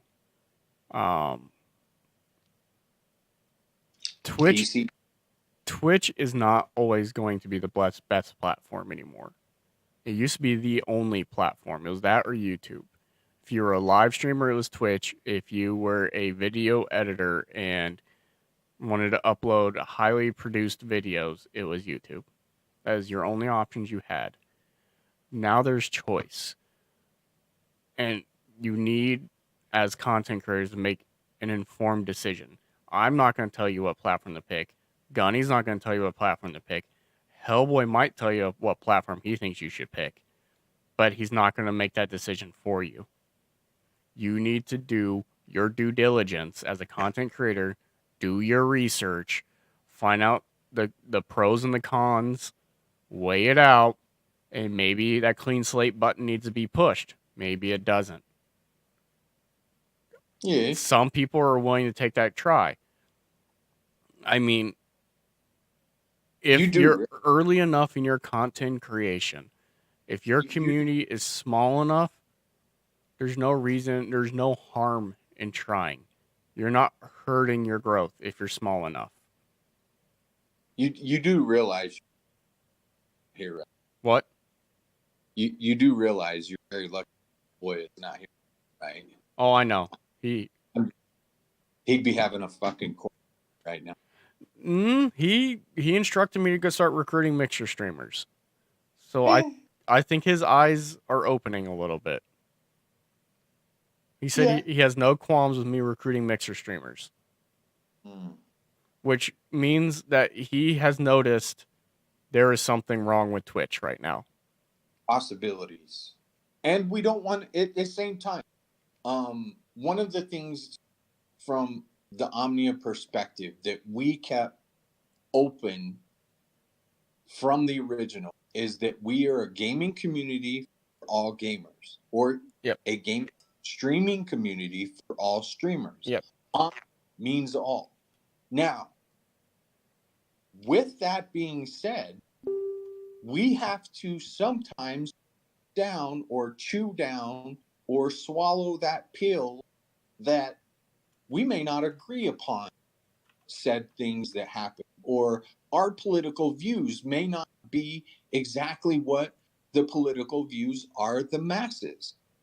So that means we have to bite our tongues, shut our mouths, and just concur and move forward. Because if it's not for all, then it doesn't go.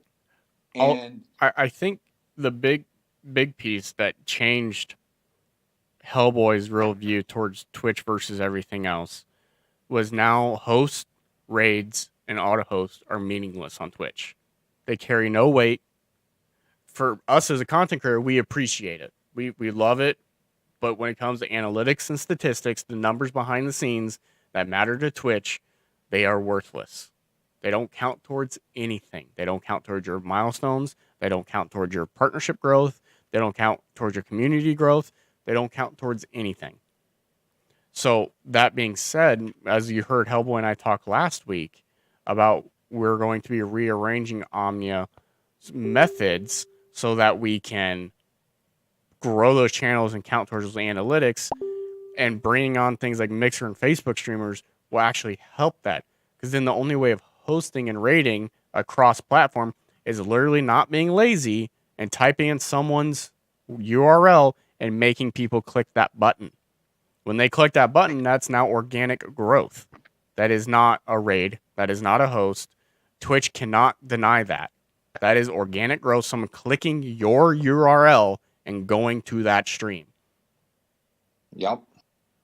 The other thing is, if we pigeonhole ourselves into Twitch only, then we have kind of gone against our word, as far as even in our name, Omnia, all, we've gone against that. So there's nothing wrong with it. Let's go venture and see what happens over there. Let's go see what those other communities have to offer. Or those other platforms, I should say. What up, Stronger Number?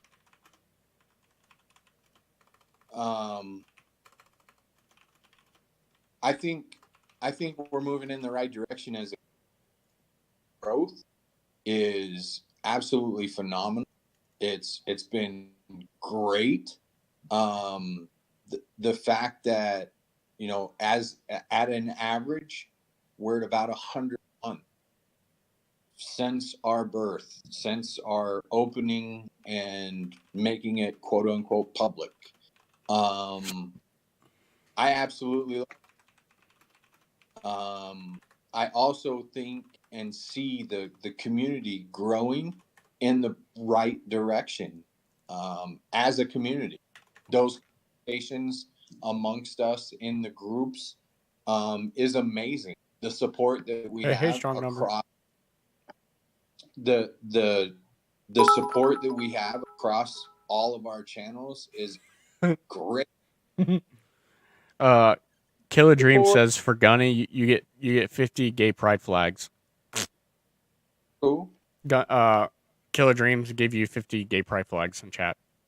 Yeah, I see it. I love it. Yep. You got lots of pride. I'm proud of you. Bring on the pride. Bring on the pride. And that continues anyway. That goes right into what you're talking about anyway. Openness and accepting of everyone. Absolutely. We are Omnia. We are one. No matter who you are, as long as you're not a toxic asshole. No matter who you are, as long as you're community driven, community focused, and you're good to the community will be good to you. We are here for you. You are here for us. We are here to be one. One community, one growth. Philly King, what's up? Philly King, what's going on? Oh, for Mayhem. Thank you, Killer Dreams. Bring in the pride. Bring in that pride.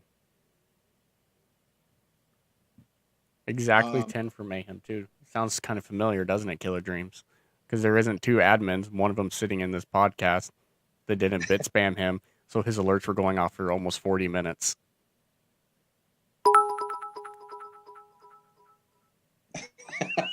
And here it begins. Alerts will be going off. So, I'm going to have to mute them, and we're just going to keep talking. So as a community, you know, what is it going to be to take us to that next level? I think it's in the works. I've told Hellboy, I've told Foxman, I've got a feeling about this, and it's soon we're going to go and move. We as a community are going to move to that next level. Philly King, thank you for hitting that follow button. Welcome to Team Omnia. GG's. Don't forget to join Discord. Absolutely. I think it's in the works. I think we as a community continue to move in the direction that we have been moving in, and it will happen. We will move to that next level. And I think once it starts to move as a community, I think it's going to be that snowball effect. And when that happens, it's just going to snowball fast and furious.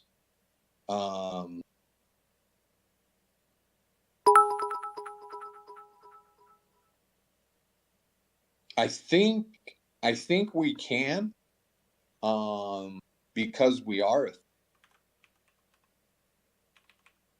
We cannot dual stream using Restream to Mixer and Twitch because we're affiliate. You're limited at Twitch only content. We can go on Mixer and stream just to Mixer, and then we can go on Twitch and stream just to Twitch, but we can't stream to both at the same time.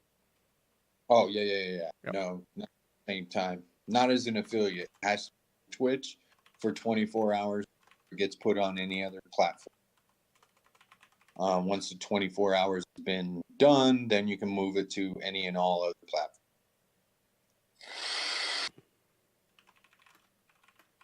But the speech, what is it about? It's just positivity amongst the community. Philly King.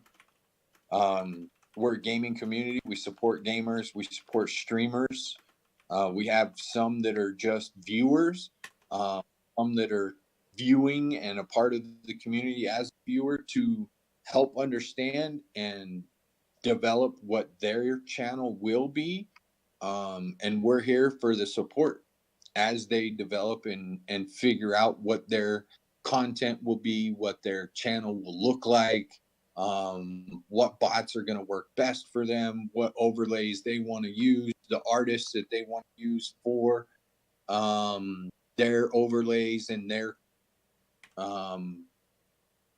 art, so to speak, on their channel. We give all sorts of support, and it doesn't matter what platform, as going on about possibility move. What's the possibilities of moving your channel from Twitch to Mixer?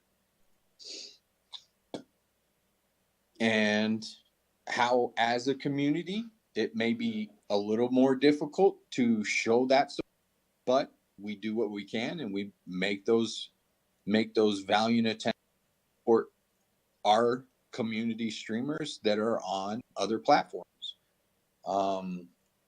We talk about a variety of things in here all the time, Philly King. Earlier, it was picking out those that you find as support within your circle, so to speak, because their actions can affect your channels.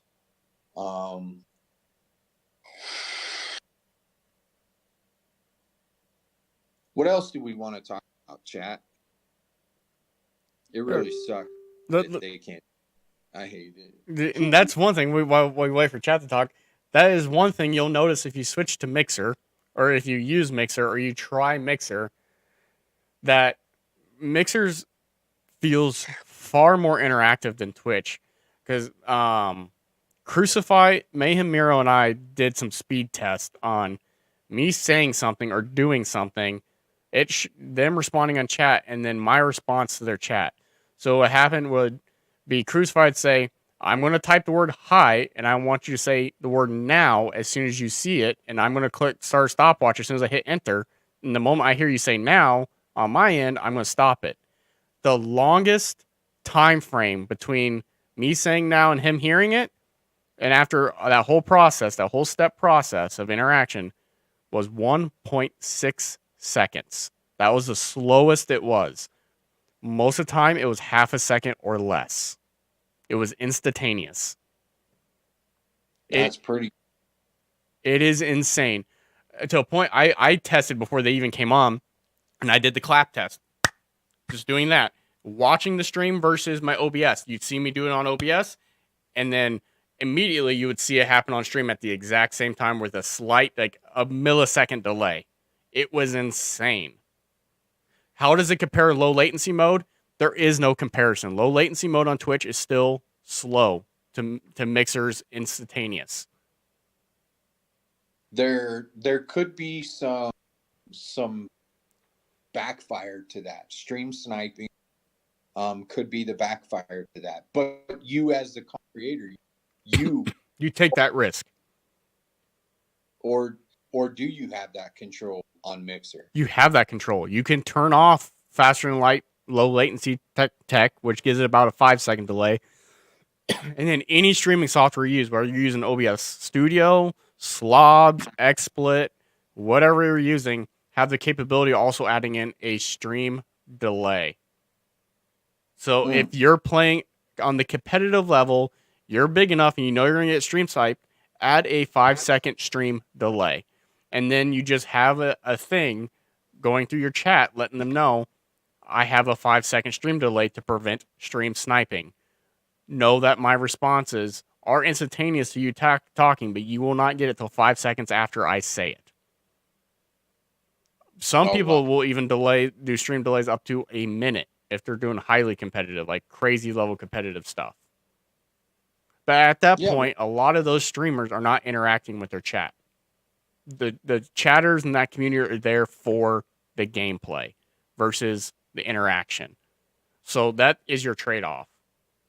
Yeah, if you get into the competitive CSGO, competitive Overwatch, and competitive and PvP, any PvP shooter, the average delay is 30 seconds to a minute for stream delay for the competitive player to prevent stream sniping. Yep, and it's a big issue.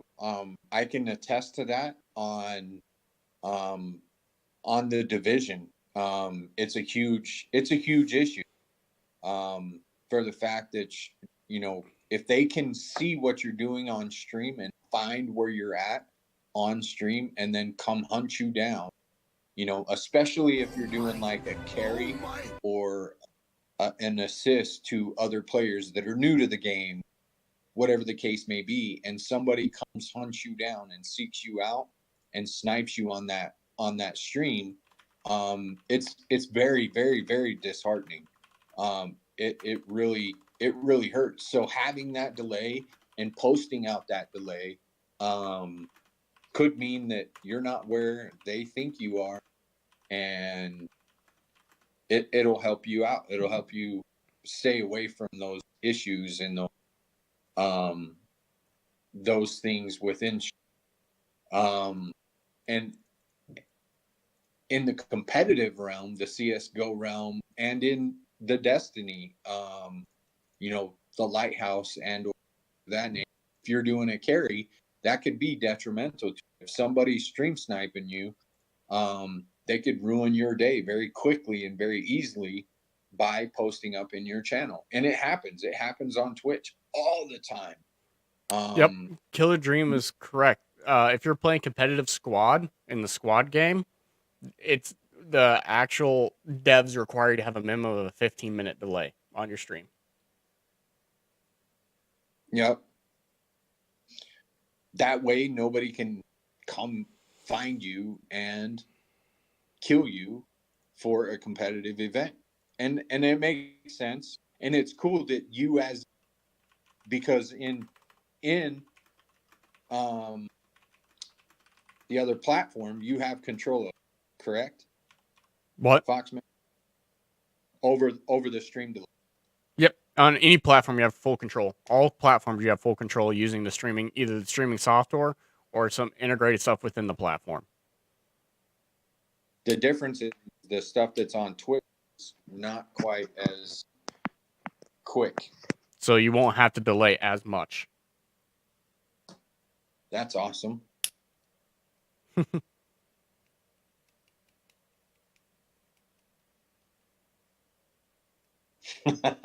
Yeah. Being 15 minutes behind someone, that is nuts. I knew, what the fuck was it?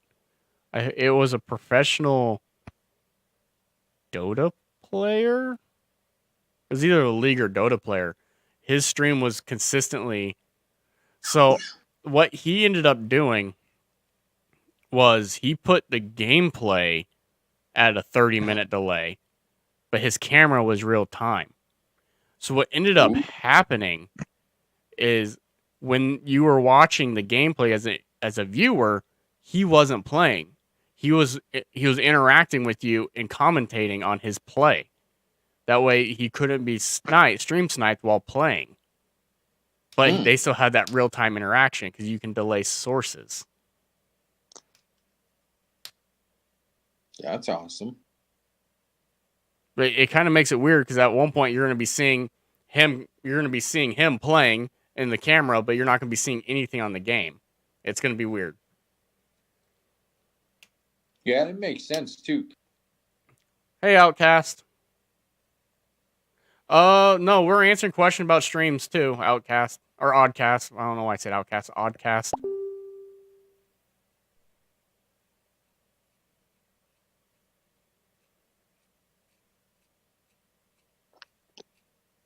Any and all Oddcast. We kind of follow the flow of what chat's talking about and move in the directions that the chat would like to talk about.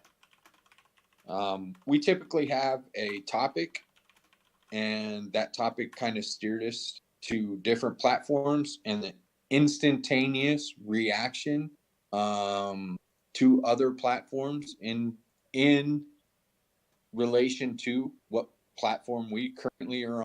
Twitch.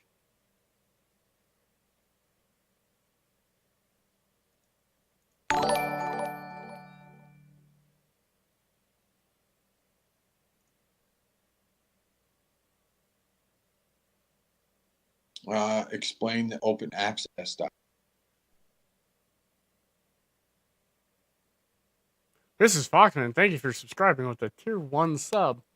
Could you please explain what open access dialogue is? It appears when I hover my mouse point over it. Nobody will help me explain what it is to me. Open access dialogue? Yeah, help. I'm lost at what he's asking. Hang on. I think I know where. Oh, I know what you're talking about. You're talking about up in the top right, right? In the chat. That is the sub chat rooms. I got you. Just click stream. Open access dialogue is for other chat members to join those other chats to... What are you talking about then? Uh-oh. That's what I'm talking about.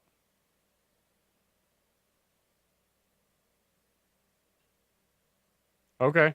Come to our Discord to explain.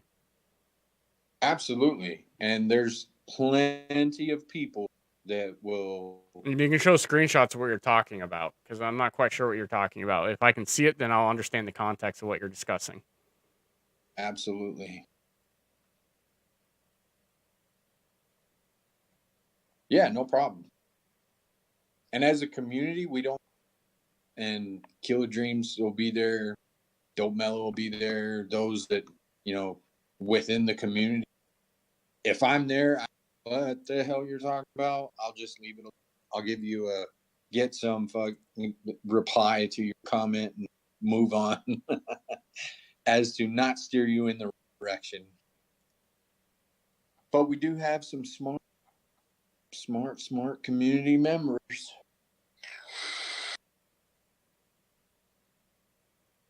Is there any other questions and or things that chat would like to see and or hear about?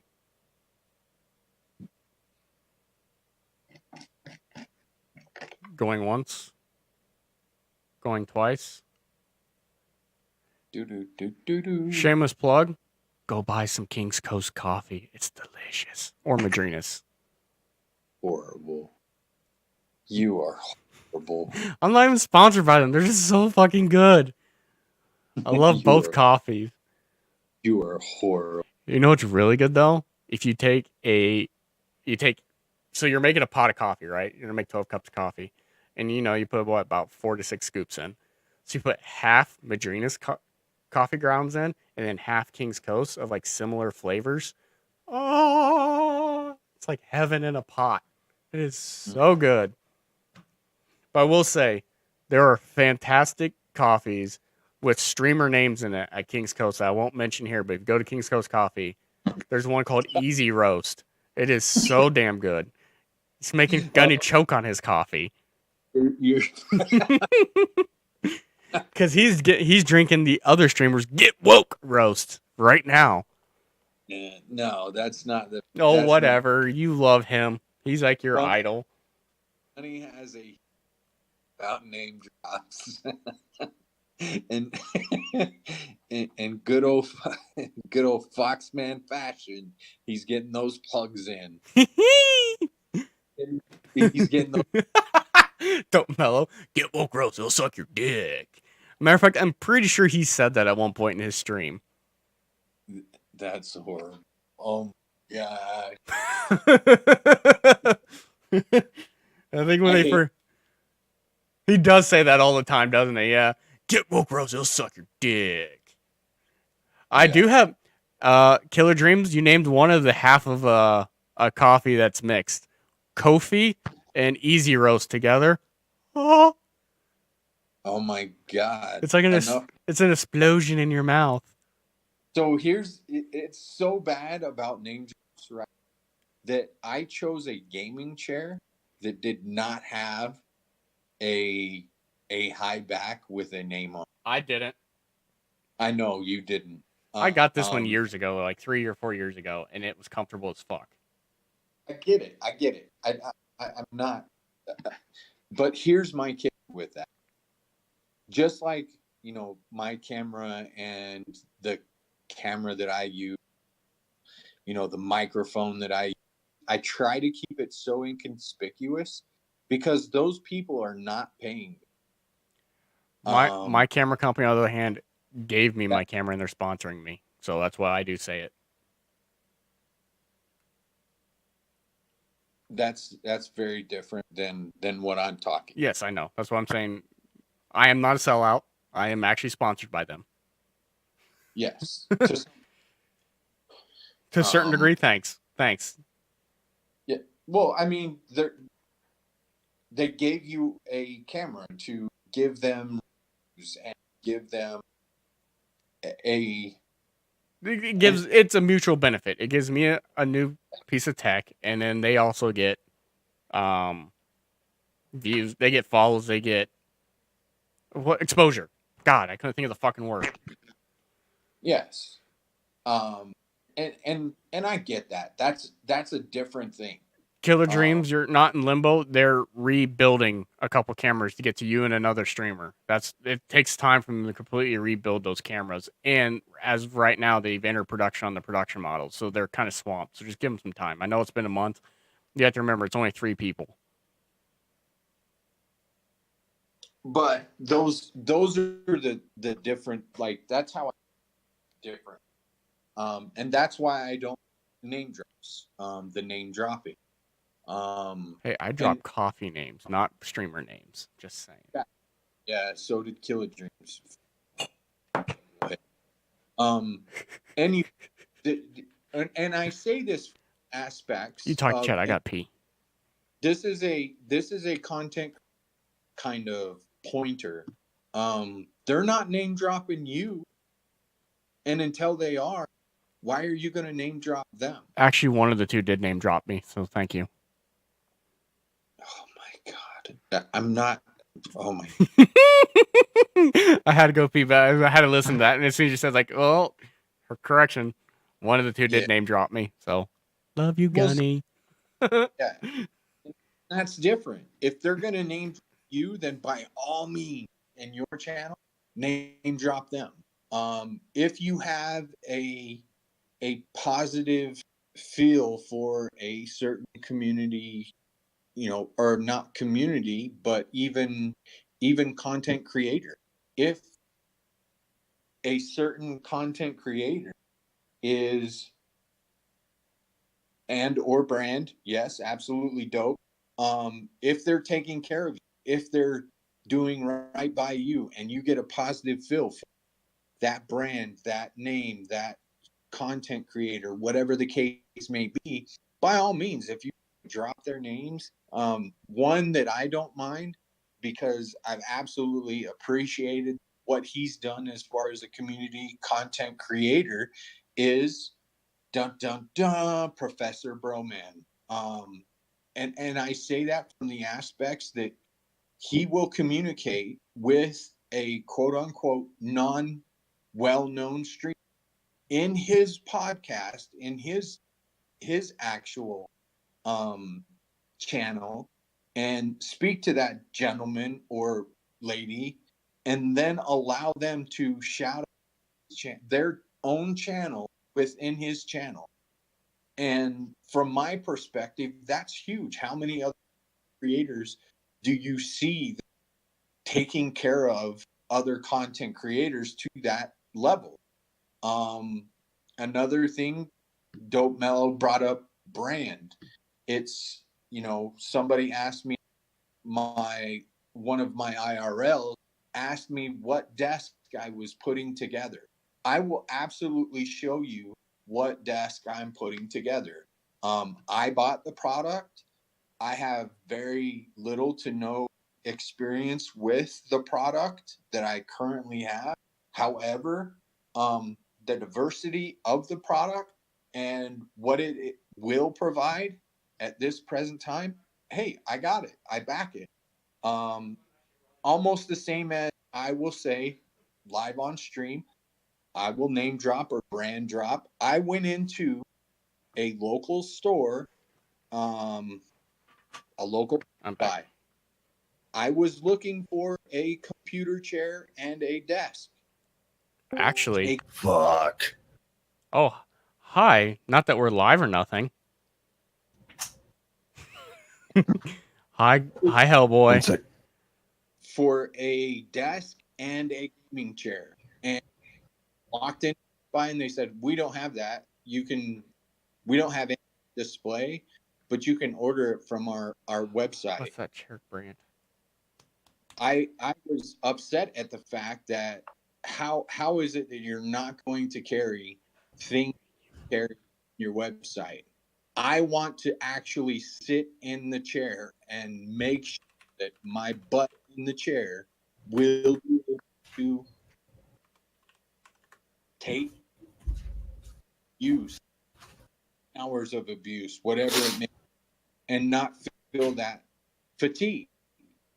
They told me, oh, well, the Staples stuff, so I took it down to the Staples. Ta-da! Do we have any coffee, honey? Cole. Did he not read chat? No, there we go. He's good. He's muted himself now. He's waking up. He is definitely waking up. But there is a chair brand. I won't drop names on the two streamers I know that have one. That they are very inconspicuous. They don't have like logos on their name, but these two, they're very expensive, but they're made from 100% recycled material, and they're supposedly really, really, really good chairs. I won't drop the streamer name, but the chair brand, I'm not sure if you heard of them, Gunny. Have you heard of Human Scale? Mm-mm. So Nope. that's what two of the streamers that I know, big ones that we talk about, they're big in our communities, you and I, they use. And they both say it's by far the most comfortable, most ergonomic chair they've ever had. I'm not trying to plug them as a brand. I'm trying to help you make an informed decision if you're going to buy a chair like Gunny's doing. Don't buy it because of this brand. I can tell you right now, this chair was comfortable for me. That doesn't mean it's going to be comfortable for you. It doesn't mean it's going to be comfortable for Gunny. You need to find chairs that are comfortable for you. And seeing it's hard to find a place that you has can test them. chairs that you can set your ass in. Yep. So you find out what works best for you. You just got to take their word. I will say that the human scale chairs that I'm talking about, they're very expensive. But if I remember correctly, you have, I think, 30 or 60 days to test your chair out to make sure you like it, or you can return it for free if you don't like it. As long as you know you haven't damaged the chair or something silly. Only 8 months. And if you paid a significant for that, to me, that's the value out of that. I don't know if that's risk rewards. I don't know if that's suitable for you. You're talking about games. I don't know if that answers or suits your quote unquote justification for cost. For me, I would be upset at that. If I spend that kind of money on a chair, I would expect, because I spend a little my chair, and I expect it to last at least 2 years. If it doesn't last 2 years of me keeping my ass comfortable for the hours putting content together, then it wasn't worth the money that I paid for. For me, I would look at that as it was at least 4 months shy of earning its value that you paid for. That's my perspective, though. You may have a different perspective. Did you rebuy or purchase that same chair again? And those are the things that, like, you can plug away in your channel. Plug it away in your social. Yeah, that didn't justify it for you. You didn't reorder it, huh? Seeing those are things that are important to me. Mm-hmm.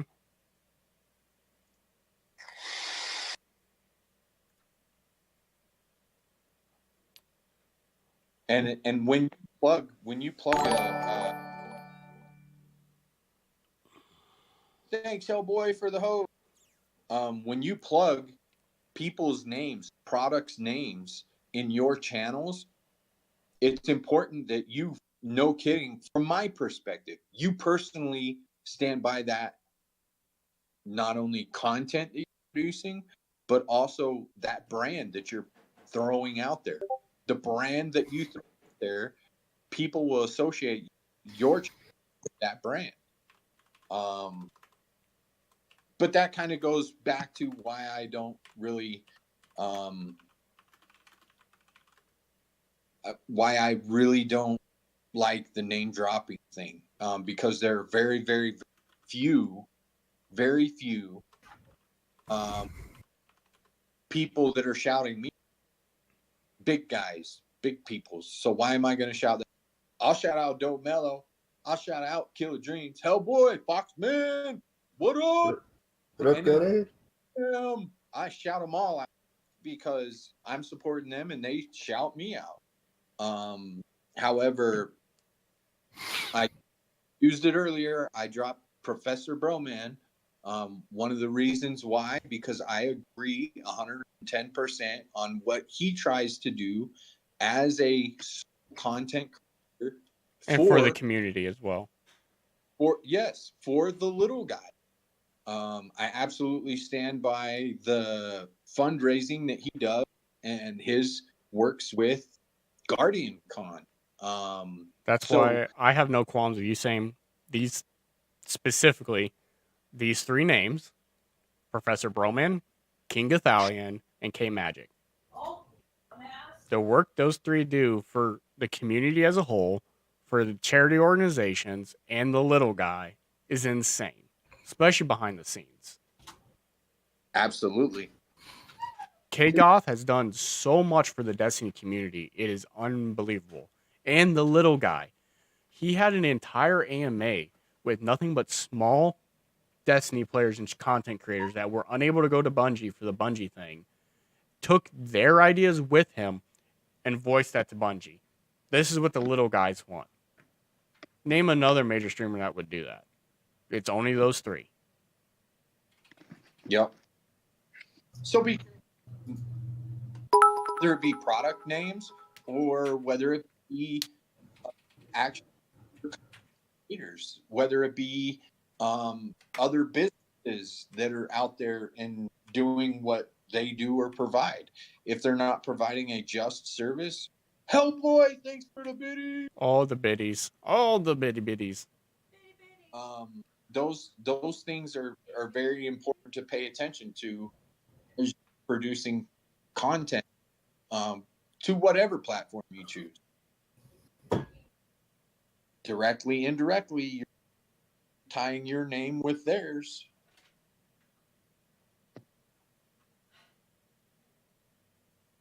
Yeah. All the gay pride for Gunny. Gunny don't mind. Hey, they're Money's people money, too, and we're Omnia. We're open to everyone. I'd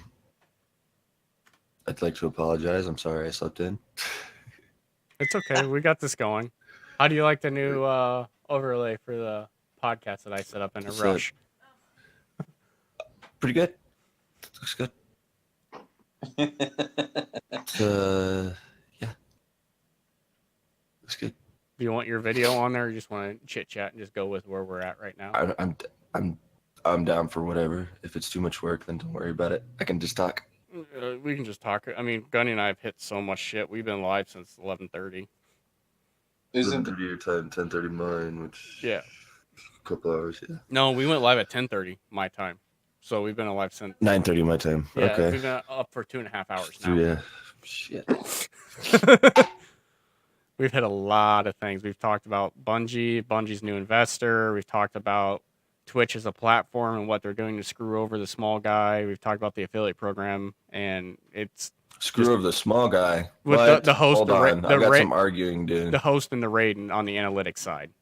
Yeah, but did you talk about what they're doing for the small guy in the affiliate Yes, program? we did. We talked about all the bit badges or the badges and everything else, but all that's giving them more incentive. They're but cleaning house on partners is what they're doing. we already They're talked about instilling- that too. Okay. Never mind. But yeah, Started we getting me heated, bro. Let me drink my coffee. We already talked about that, but they're not truly cleaning house because they're only 30-day bans for some of those guys. Yeah. That's bullshit. That is complete horse shit. Yeah, but in retrospect, or looking at it as if you were a person who violated first offense, you know. No, 'cause even there was an affiliate that did the exact same thing and he got permabanned. They went with the money. That partner makes some money, more money still. So they only 30-day banned him because they'll still get money out of him. But yes, I agree. If it's a first-time offense, 30-day ban. If you're going to do that, though, do it to everybody, not just the partners. Yeah, what the hell is all these channels popping up in Discord? What is up with this? What It channels? pisses me off. It pisses me off that all these random ass fucking channels are popping in Discord. What channels? Let's see. The debates and conversation. That was something chat asked for. Trending and spoilers. I didn't do Like, trending and why are we doing all these little separate channels? Is someone getting mad about people talking in general about general bullshit? They asked for a debate and conversations channel to have debates and So we conversations just- outside of general, like political debates and other kinds of big arguing type debates that shouldn't be in general. I would stay away from. I don't like it. I don't want it, and it's cluttering up my fucking Discord. Our Discord? Our Discord. Hellboy's still working on his first cup. Yeah, of you coffee. need to finish your coffee, bud. Yeah. This is what we see. Hellboy Pisses is me off. really Trending and spoiler has been around for quite a while, according to Killer Dreams. I don't know. Where is that? Oh, I see it. I never even noticed it, to be honest with you.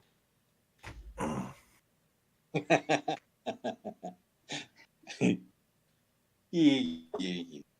You know, there was a point in time where we tried to streamline the Discord because there's so much going on. We have so many games. Okay, if we're going to add a channel in the general category, I want to take away a game.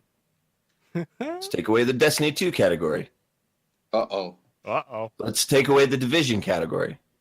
No one's been in there in over a week and a half, 2 weeks, 3 weeks almost. They're all in the Escape from Tarkov or Gunny area. No one's playing Darwin Project anymore. Let's take that away. Let's start cleaning up house and take away stuff people are not using before we start adding more to things that, you know, we could even take the Call of Duty area away. Hey, but on that note, those webhooks though. Yeah, those webhooks are awesome. No one looks at them. I read the Overwatch one every time. Oh, I read the Fortnite one. I leave little emojis.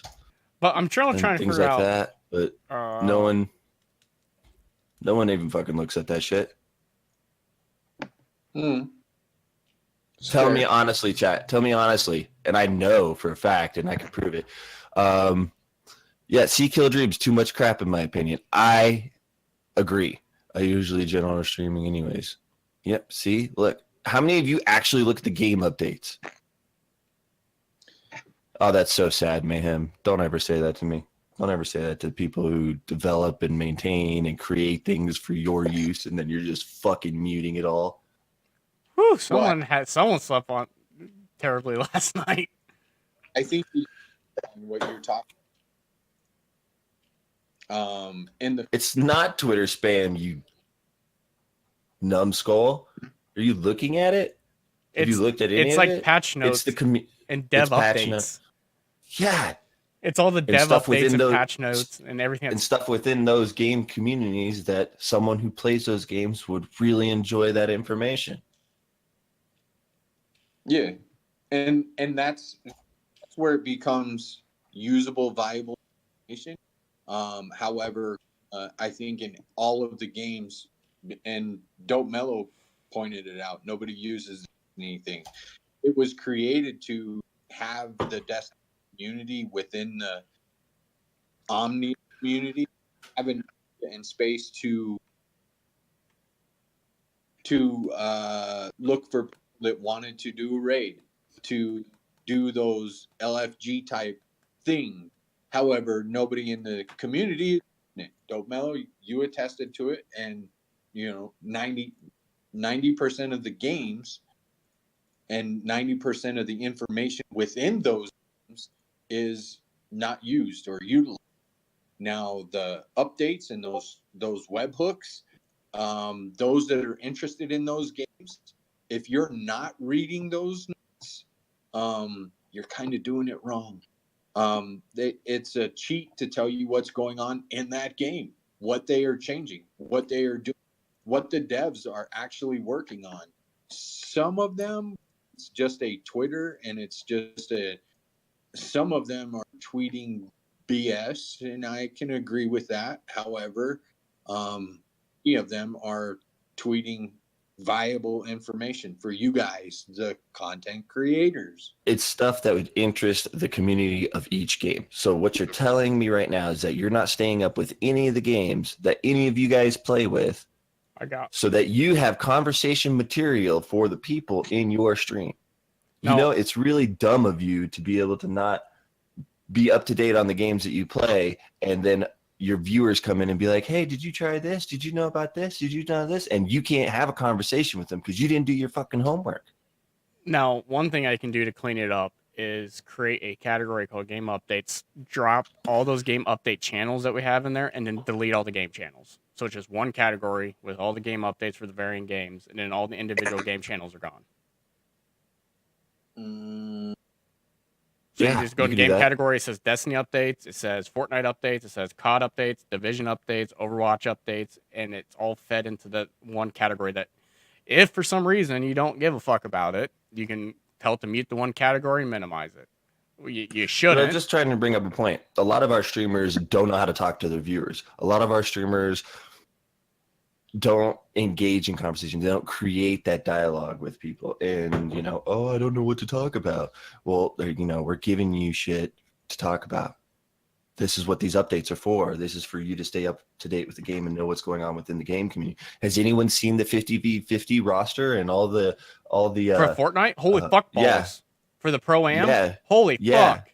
Yeah, has anyone seen that? I hate Fortnite. I despise that game. Is awesome. I watch that daily to find out who's going to be playing, who's playing with who. That shit's fucking nuts. Mm-hmm. That's insane. A lot of NFL players, a lot of high end people. But you're going to be talking about that with your viewers. You're going to see which duo you hope does best, or whatever celebrity, blah blah blah. Anyone? Nothing? No. Okay. No one's using that shit. No one's using it to better their content and create some sort of conversation based off the games you play within the community. Fucking get rid of it. And then I would like to. Oh, I'm sorry, Foxman, for riding your ass about creating better category areas and updating automatically so our comm devs don't have to post and auto-post things that I genuinely thought that the community was reading and enjoyed and wanted. Now you hear the reasoning behind kind of the blow Hellboy. We develop and do things Discord for the general populace benefit. That's all.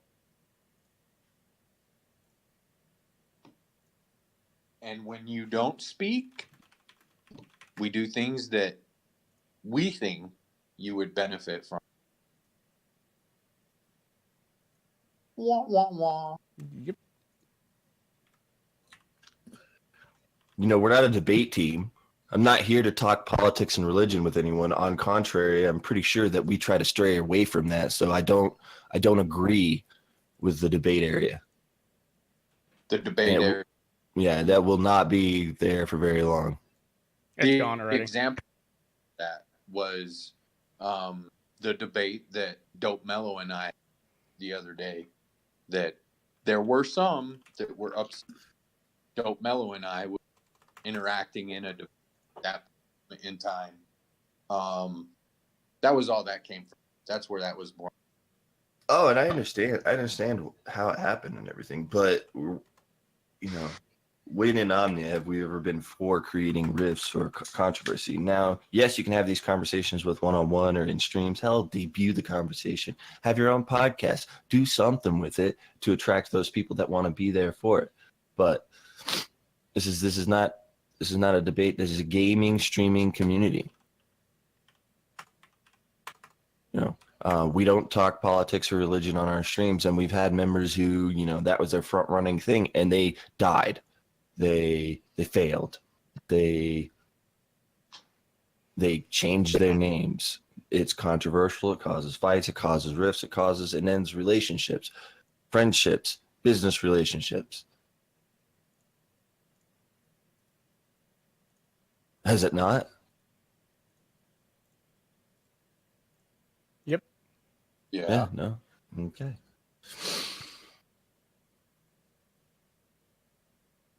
Who created that area?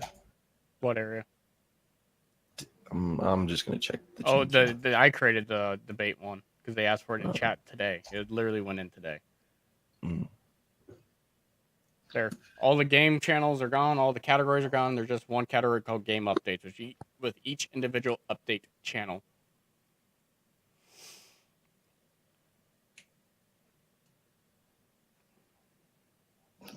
But now I got to sit there and delete all these channels, that individual, because if you delete the category, it doesn't delete the fucking channel within. It just deletes the category. I don't read any of those because I don't play any of those games at all. See, and that's understood. And then if there was an area or a game that you wanted us to put up there and pull updates for community just or something, just let us know. We're all about it. We've switched and added games based off of different people bouncing around. Yeah, Escape from Tarkov area that came up. They had the Division area when Gunny started doing the Division. All kinds of stuff.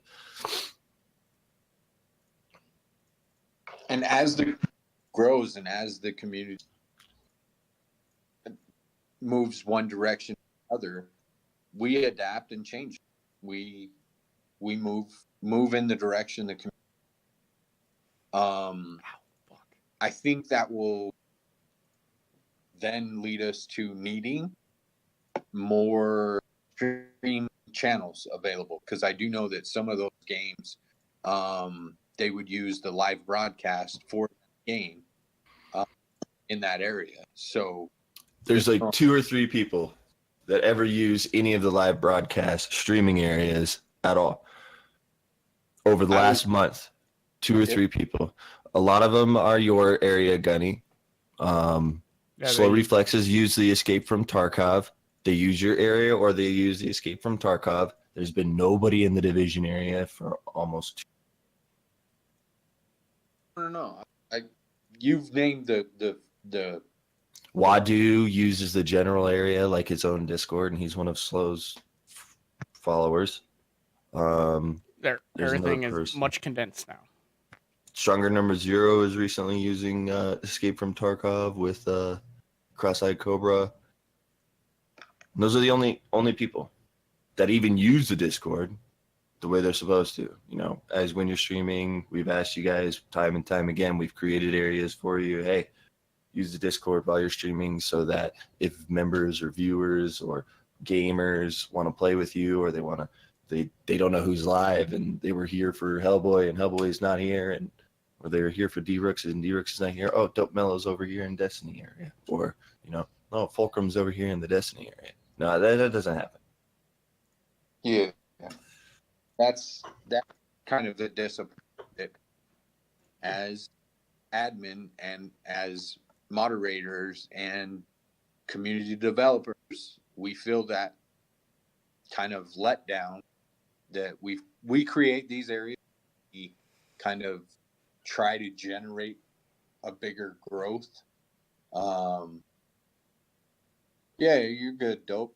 But those things I think are, you know, community driven. Time you guys drive the bus, just kind of steering it. Yeah. And the reason why it was done that way, and the reason why we only ask while you're live, is because other people have their own Discords. It's perfectly fine. You can have your own Discord if it's for your people and you're not developing some sort of huge community outside of that or anything similar to what Omnia is, if it's only your personal channel. And we will check. And that's why, because people want to have their own Discord, not have to shut that down and be able to use our Discord. Okay, yeah, that's perfectly fine. You can have the best of both worlds. We just ask you to use this while you're live.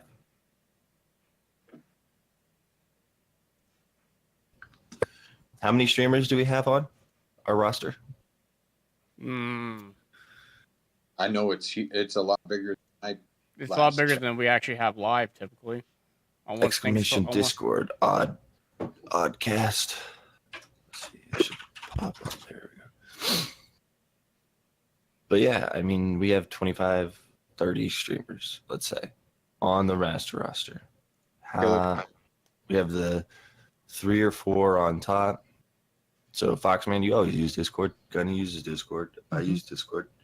And then my Discord, my personal Discord's all gone. Mine's for my D&D group to do D&D talk to keep it out of like the community. But those are all real personal it's called friends. Dudes and Dragons. Yeah, Dudes and Dragons.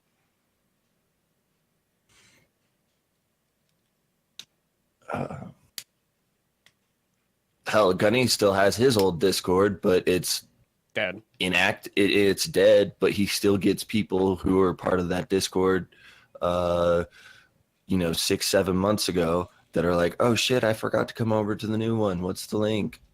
Happened earlier this week. Yeah. So I understand and all that. But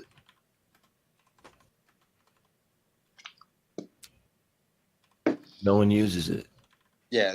So I mean, it's really disheartening. It's really aggravating to have all these people working to make something so good for you guys as a one-stop shop platform of friends, games, information, graphics design, all that stuff.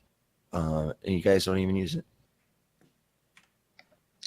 And we say that, imagine how much bigger and how much better the community could be or would be if your entire Discords, or if you utilize Discord, in our Discord, if all of that foot traffic was to make its way into our Discord, how much bigger would we make our Discord?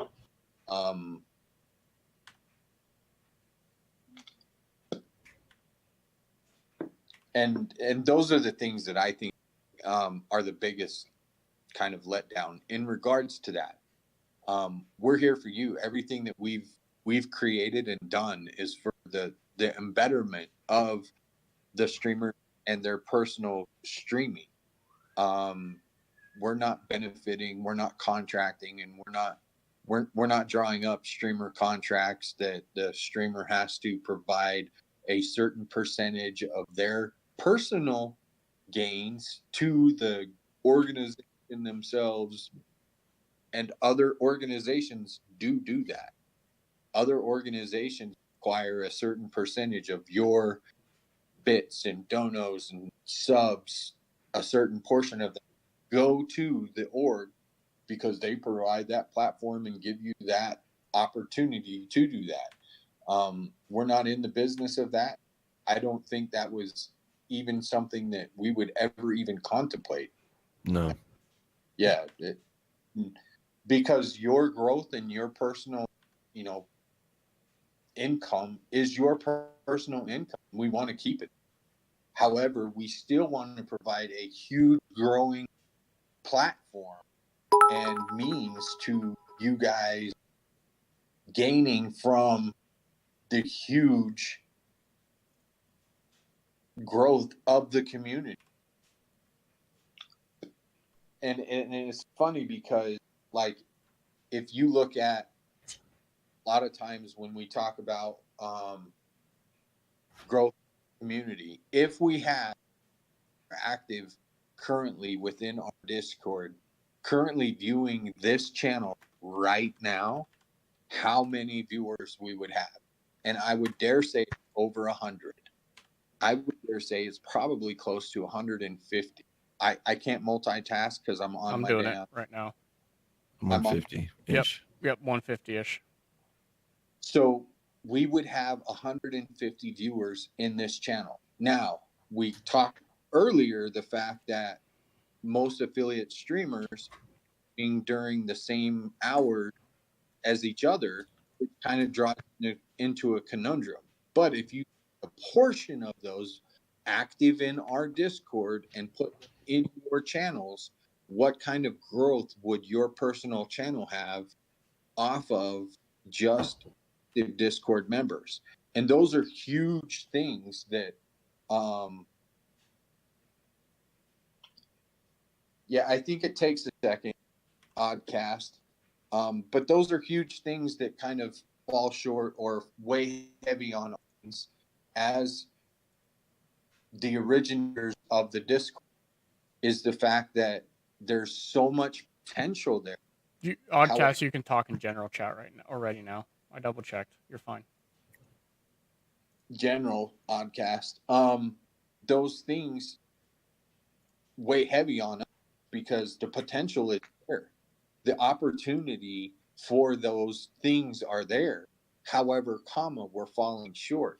And even the perks that we've derived, not only do we encourage it, we don't require it, but we encourage it, the activity within the Discord, the activity and, using it a one-stop shop. But we even put together marketable campaigns for your content, rotated all our content creators from YouTube to Twitch stream to whatever. We could add anyone up, their Twitters, whatever they wanted. We even put people on who didn't have the money for it, but we wanted their channels to grow. Also said, for this giveaway, be active in the Discord, be active in the Team Omnia channel. The giveaway's over $1,000 worth of shit over the last 3 months. Mind you, paid for out of pocket by mainly the three of us. Yes. For you. So, because you guys asked for it in this podcast, you guys asked for the keyboard, you guys asked for a streamer giveaway, you guys asked for all this stuff, and we delivered. Now, do you think that the only place you're going to get points from the Discord loyalty point system is in general chat? No. I've stated several times over the last few months that you could post updates into the community areas. It takes points from everywhere. You could even post pictures and content share, posting Twitch clips, your own, doing things that you're supposed to be doing, highlighting your content, getting your Twitch clips and posting it to the community for us to view. That gives you loyalty points. Just being an active streamer gives you loyalty points. Doing the things that you're supposed to be doing gives you the points that could send you to the top and give you, perks and giveaways. And it's the next quarter. It's almost next quarter. And we got to start talking about another giveaway and how we're going to be doing it. Yeah, are we going to be doing it the same way that we did this one? Probably not identical. We always learn and move on. But you guys, you could have been posting in every single game category, talking about whatever, debating stuff in the D2 area amongst each other, because there's chats in the Destiny 2 area for that. You don't need to create a debate area. Go to the fucking gaming community and chat about that. I don't understand the thought process or logic. And then, it all boils back down like, well, Hellboy, who are you mad at? Well, ultimately, I'm mad at us, the admin and the comm devs. We have to adjust fire, change how we do things, edit, and, go with the flow of the community. But you guys could have been chatting anywhere in the Discord and still be getting your points. Even in specific areas, Gunny's area, Foxman's area, Hellboy's area, just being an active community member. But some of you got it, and by all means, why did he get timed out? I don't know. I have he idea. put up dot and, so I read it as a fucking link instead of a space. Really? Yes. Apologize for that offcast. That was a bot kind of having a mind of its own. We understand Mayhem and Marred Chaos, Dreams. We understand that you're absolutely appreciative of the things that are there, and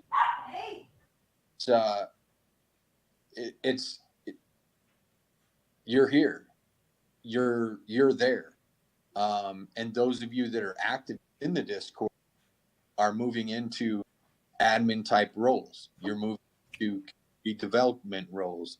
You're moving into mod roles and things of that nature because of your activity within the Discord. And because your continued activity in the Discord, you fit the bill to be a mod, to be a community developer. And those things are absolutely awesome.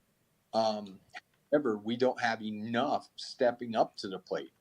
And I say this from aspects that we're getting how many applications a week, Hellboy? It's been a while. I've been 4 or 5.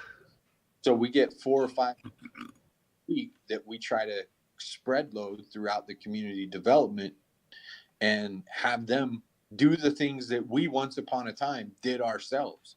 I personally looked at channels on a daily basis, or attempted to look at channels on a daily basis. Hellboy did the same. Foxman did the same. Those are the things that we used to do in the beginning for those that were coming on board or wanting to come on board to investigate, is there content within the realms that we would like to push and support? And so we need those comm developers. We need those community developers. We need those mods. We need those people stepping up to the plate within the Discord. Now, is every Discord going to have those people that are on but not active within your Discord? Yeah, it happens. However, Hellboy and I sat in the bar earlier this week for almost 2 hours, just to get the community that if they had questions, here are 2 of the admins sitting in the bar, come belly up to the bar with us and ask the tough questions. Ask the questions of things that we have seen in our Twitch lives that have made channels work and also hurt channels. And we see these things all the time. And it's one of those things. Like, there are other communities that there are always people in the voice channels continually. Now, if you don't mind me interjecting on this, so one thing I don't think a lot of people understand is what we have tried building is a community to help you grow. So it's a streaming community for streamers, and if, say, you want your stream to grow and you're trying to figure out why no one else from the community is in your chatting with you, talking with you, are you in their chatting it up when you're not streaming? Are you, even when you're streaming, do you have it open and occasionally look over, maybe type something in their chat, keeping their chat active, keeping them engaged with their community? If the answer is no, then why should they be in yours? It's a two-way street. Absolutely. And we're only one person, and so it's hard to get from everybody's channel. If you have 30 streamers within the community, as whether they be a stream team member or a community stream, or the focus program. The focus program. If there are 30 of us, you're only one person in every stream all of the time. However, throughout the week, you need to make your rounds and try to get into those. And, I get it.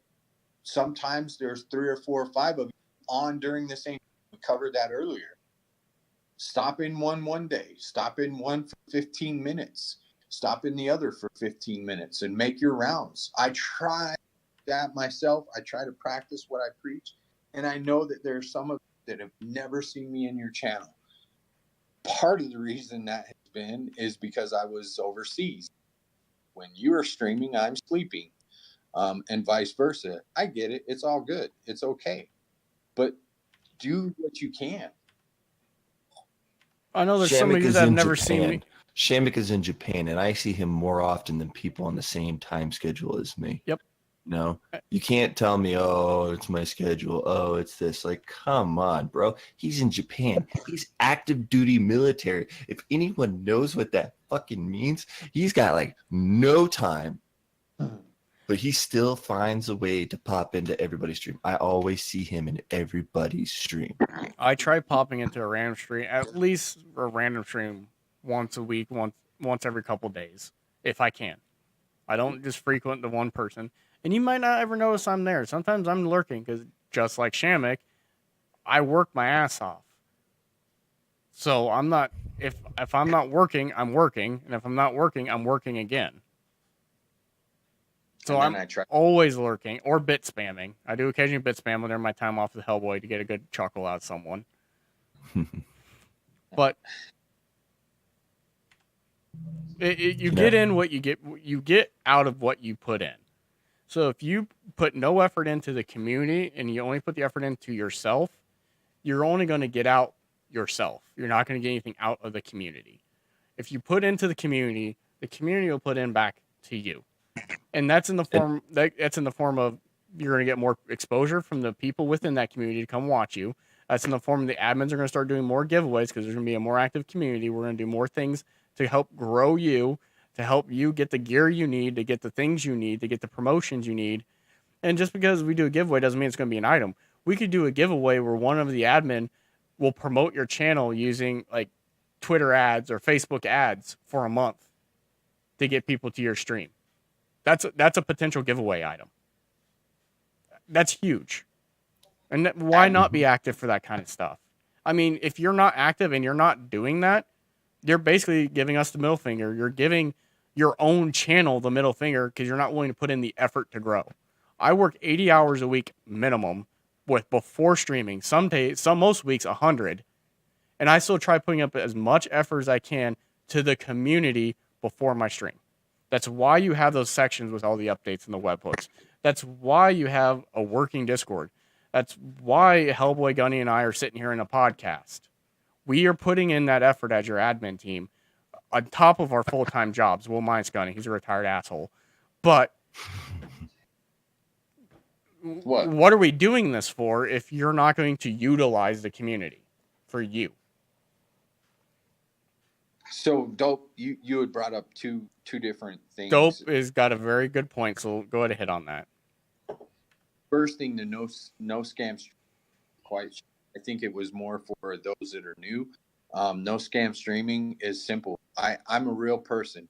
I don't sell myself for donation. I sell myself for subs. I don't sell myself for bits. I greatly appreciate it. For me, the saying has always been and always will be, and I hear it. My kid even mocked me for it. Never anticipated, always appreciated. I try to do this for the viewer interaction to me and my channel.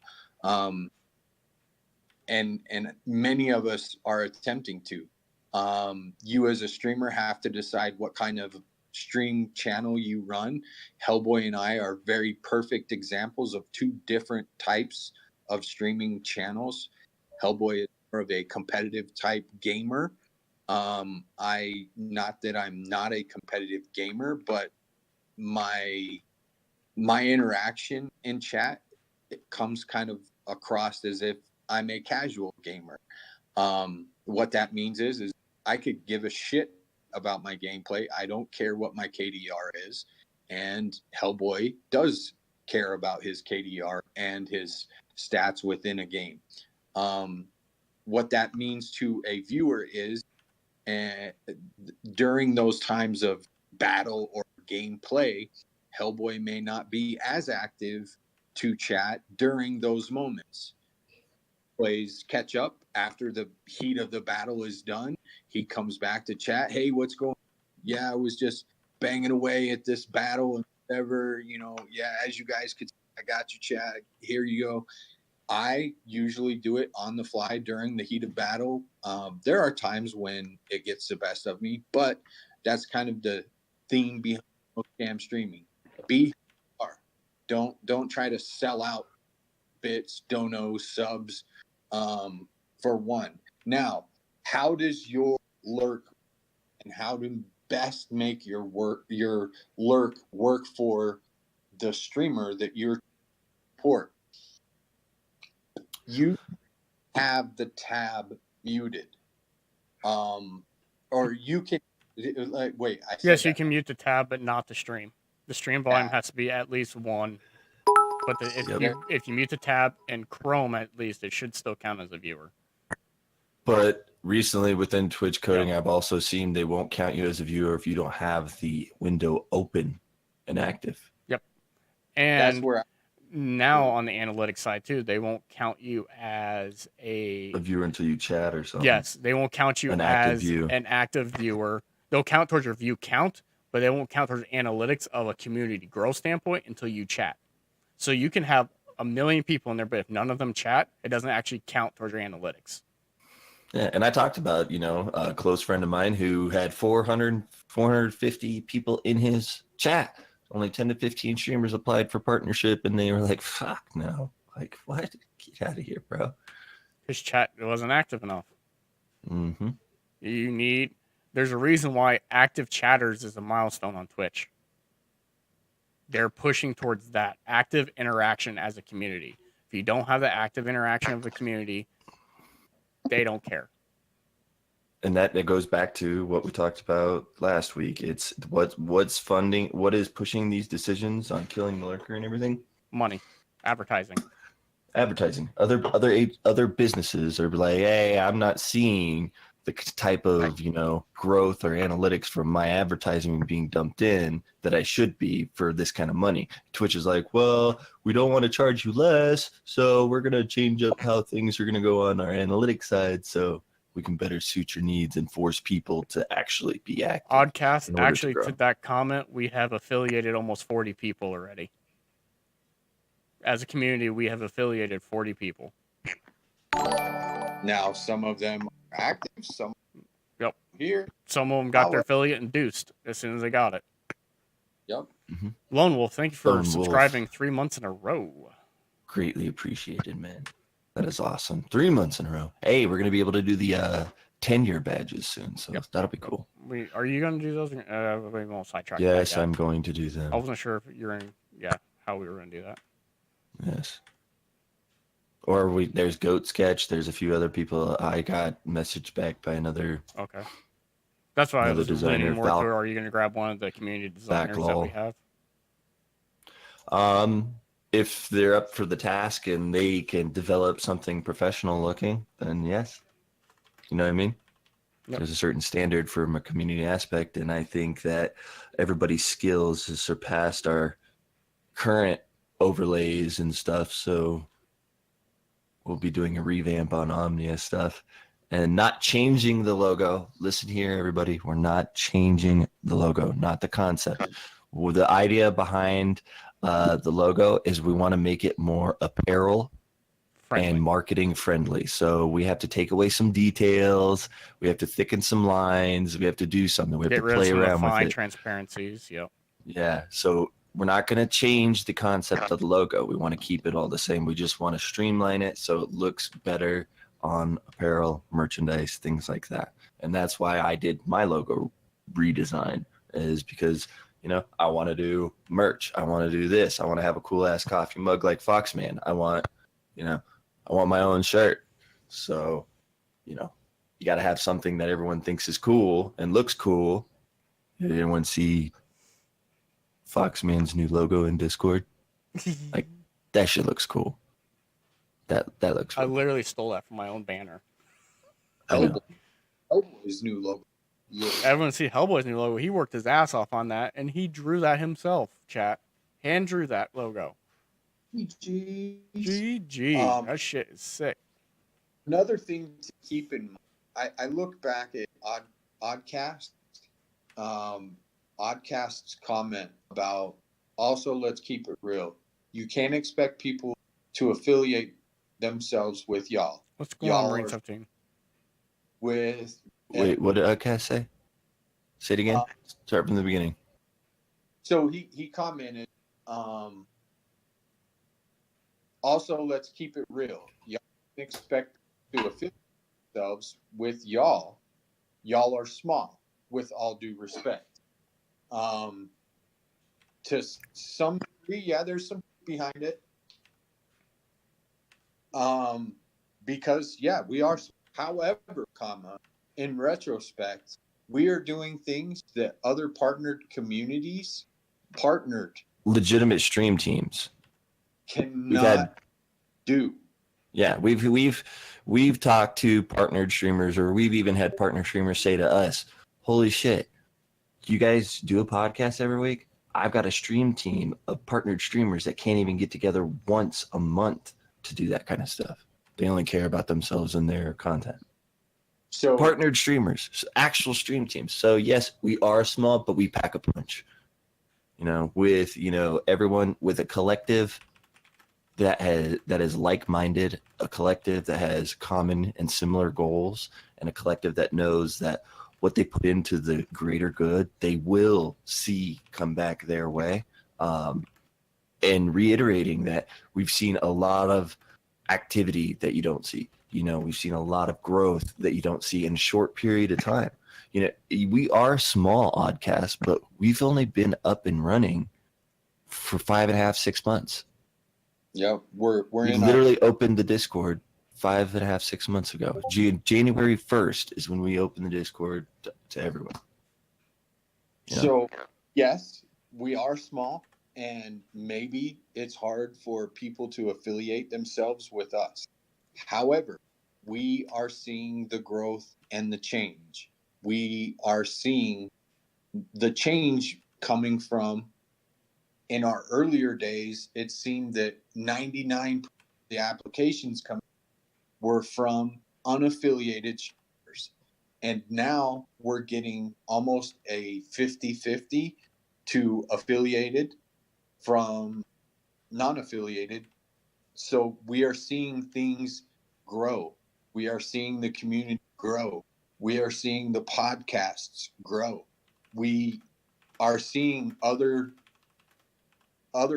people's, partnered or not partnered, looking and going, wait, who is this? Who are these guys? And so we'll just continue marching, continuing to push growth for our streamers and work to better those within the community. As we grow, so will the community. So will the viewership. So will the appeal to the other people, bigger or not bigger, to come on board and be a part of Omnia. We are sacrificing. We are not streaming channels or working at taking care of our channels. We're trying to information to better your channels, to be better streamers, or to be better content creators. And we sacrifice our time for your embetterment. And it's paying off. It's getting to a point where it's starting to show that it will pay off. That those streamers that are putting forth the effort, those content creators that are putting forth the effort for the community, they're getting payback on their activity within the community. Their viewer count is growing.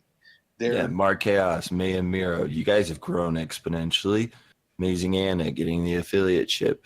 You know, I can just scroll down through here. And Lone Wolf, we've provided a lot of information within the Discord for you, answer a lot of questions to help you get set up and ready to do what you're doing. Dope Mellow was one of the first people we got affiliated. And, you know, we don't set these stupid requirements.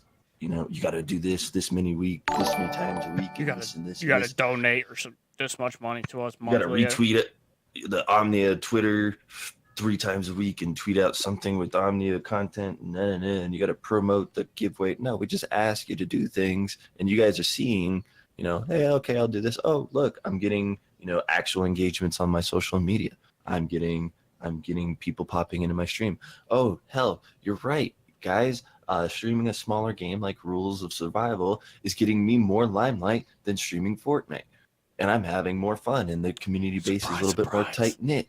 And you know, even Darwin's projects to, you know, Oxygen Not Included, to all these people that listen to those advices and the information that we put out, they're growing.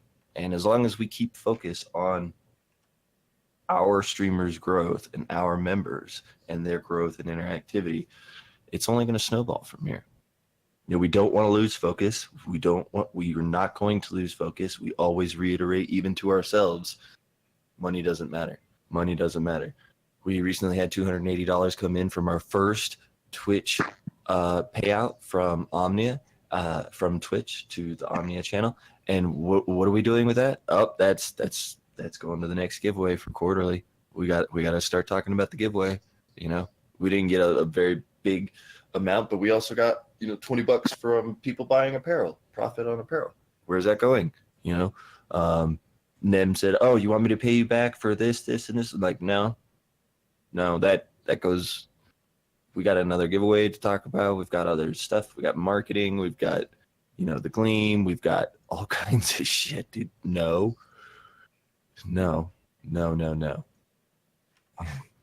At the end of the year, we'll talk, but no, not right now. We can't lose focus. Nope. Speaking of next giveaway, does Chad have any suggestions? Yeah, what are we gonna do? We did a big streamer giveaway that's gonna be going out on the 18th. The announcement. Yep. Razor stuff only. You know, we tested it out. We really did pick the last giveaway. We picked a bunch of different companies. We used that single tweet and hit up all those companies. Here's what I'll do, guys. Hang on. Guys, I'm going to open up a poll using the overlay. You see the little Omnia logo in the bottom right. We're going to open a poll. What do you want for the giveaway? Do you want peripherals? Do you want more streaming hardware? Do you want advertising? Do you want artwork?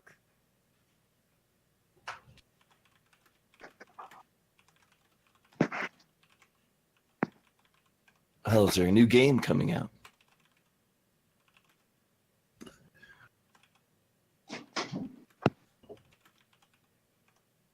But yeah, with the doing the giveaway, we tagged all those different companies, and I honestly, We didn't see any. There was very little originally. Didn't see any recognition on that as an organization, hitting up those larger companies and letting them know that we were using their stuff. No likes, no retweets, nothing. And you're talking like 607 retweets. So really, when it comes down to all Razer stuff, yeah, channel if revamp. if all Razer stuff was all good quality, and people will argue Corsair keyboard's better, Razer mouse is better, this, that, all that crap. But then we look at it as a advertisement marketing campaign for promoting all Razer stuff and promoting and freely marketing Razer products. What is Omnia and Omnia streamers benefiting from? Nothing. I think it would be, and what helped about guys is the fact that if Razer themselves retweeted or liked any one of the tweets that are advertising their stuff, and or any of the other companies that we had, Corsair, Audio Technica, advertised in our giveaway, it would totally flip for the fact that they have a huge footprint of people, which then would bring bigger footprints to your channels. And without having that from the bigger products or those companies, without them liking or retweeting our tweets and our posts, it kind of is a dead end. There is no benefit in advertising their stuff. Again, it kind of goes back to, name dropping in your channels. If they was to name in their channel our stuff, we would see huge benefits from that, or the possibility for benefits from that are there. But without that, what does it do for us? It doesn't do much. Gunny's suggestion was to do a laptop, something of that nature. And I'm on the fence about that too. And I get it, because if we do the random giveaway, it turns into we're giving it away to somebody who may not still be around in the community. That sucks. Then you guys don't gain the benefits from it. However, doing an incentive-based giveaway kind of turns into a lot of footwork on our parts to track down and keep track of who's what. I do like the suggestion, like a channel revamp. An overlay revamp. However, is that big enough? Is that Twitch overlay big enough for a giveaway to a lot? A full Twitch revamp or an actual, including logo and everything. When you say revamp a full revamp is all social medias and Twitch. Yep.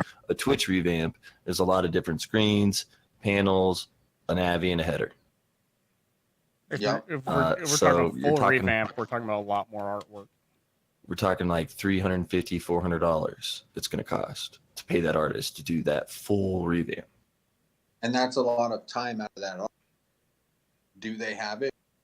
Are we solely committed artists? Are they there? Those are all dependent upon those within the community. Again, and we do have some new growth in the artist area, and we're trying to push you guys to find those artists and or bring new artists to the area. And from my perspective, when I say art, it doesn't have to be just an emote designer. It doesn't have to be just a panels and overlays design. It could be somebody in the actual video editing realm, those that put together montage, anything. You guys have your foot to the ground. Find them. They will do help in a community grow. Go ahead. We've got Consubo. I recently got a message back from Val Call. We've got Goat Sketches posted some awesome artwork within the content share. I don't know whether they do graphics or anything, but if they can do a quick painting like that, holy hell. We have some really good designers, and that's the issue, and that you'll find is that there's a difference between a designer and there's a person who does graphics. A designer will do things from scratch. A designer can take a concept that you tell them and then make something out of it, customize. Graphics people, a lot of them are just Photoshop nerds or program nerds, where they can take an image. Yeah, they're really good at layering, using presets, and adding a polishing touch and this and that to make it look professional with something that's already given them, something that's already sketched out, something that's already drawn. We do have a lot of people who are very, very well versed with Adobe Cloud and do wonderful work, but we're lacking a little bit on that designing area. Up until recently, seeing people posting artwork and having some people hit us back. But we're trying to build a graphics design team. Much love. Not just like what Gunny's saying, not just an emote person, not this. No, we want to have an emote person on hand, or possible couple emote person. We want to have a logo person on hand, possible couple logo people, so that one person's not busy doing all of Omnia's work. Because I know all of you are wanting. I know Mayhem Miro wants a revamp. I know Amazing Anna wants a revamp. I know Castor Troy wants a revamp. I know Killer Dream wants a logo design. I know all these people that want, fresh, new, revamp designs. Put their concept, their image, what they envision on their channel. We want you guys to be able to get that, so that's where it's okay. We're doing our part to try to reach out to a lot of different people, on Fiverr. You guys have access to this, because even Foxman, kind of a smart ass post that he did to me, when I was like, hey, we need to look for designers. He sent me a link. The link came from Streamlabs OBS link. It says on the merch store, when you click there, don't have a logo, need a designer, hire one from here. And you click on the link and it sends you to Fiverr, and you have a list of over 1,000 fucking graphics design artists who do logos, emotes, all kinds of shit that you could pick from and hit them up. That's where I got my new intro video. Has anyone seen that? Can you play that right now? Yeah, I'll play it real quick. Let me add the media source. If you haven't seen it yet, it is pretty sick. Then we'll get your problem off. It's been up for discussion. My new intro video is this.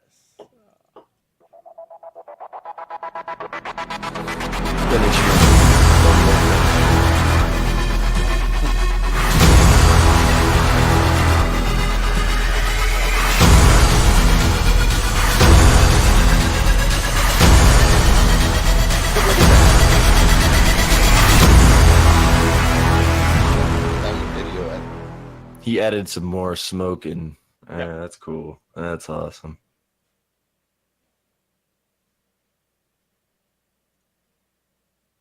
Yep, that's my intro, and there's an outro. And you guys, and Amazing Anna, Mayhem Miro, D-Rooks. What up, D-Rooks? Glad to see your face, man. And here's the outro. And that was just like clicking that. That's why.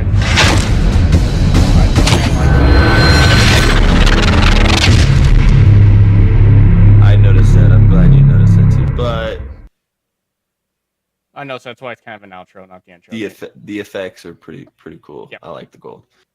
It's badass. It is really badass. How much did I run you? After tax, $68 for 2 videos, and I paid extra to do 2 extra revamps after the fact. So that's the 3rd iteration of that. So I paid an extra $10. So I think it's actually only $50 total for 2 videos. And I got them next day. 24-hour turnaround. Fiverr. Mayhem Miro, go to your dashboard in Streamlabs OBS, click on merch store, and it says right there, need a logo designer? Need to hire someone? Don't have a logo? It has a link right there. And so, let them know what community you came from. Mm-hmm. Hashtag Omnia GG. Here's the link. And graphics design works well, it works its best. Designers and designer success goes by word of mouth. And you can see that from good designers and bad design. Word of mouth.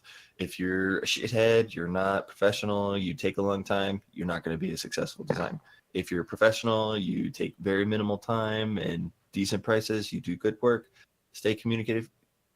You best believe I'm going to recommend you to the next person who's like, oh, I need graphics. So using them even for just a video or a Twitter header or is kind of like testing the designer out. Well, what's your capabilities? Or on Fiverr, they have the reports there. You can see exactly what they make to be able to pull them in. So it's there. People are there. The artists are there. Hell, they're all in one place. They're in multiple places. Fiverr is not just the and you can see only all their website. work. They show all their work. So if it looks not well done and kind of basic and beginner, that's what yours is going to look like. That's how they do their art. If you see one that's like high end, oh my god, that's what it's probably going to look like, because that's what they do. So take your time, shop. Don't just pick the first one you see because it's cheap, like the $5 guy.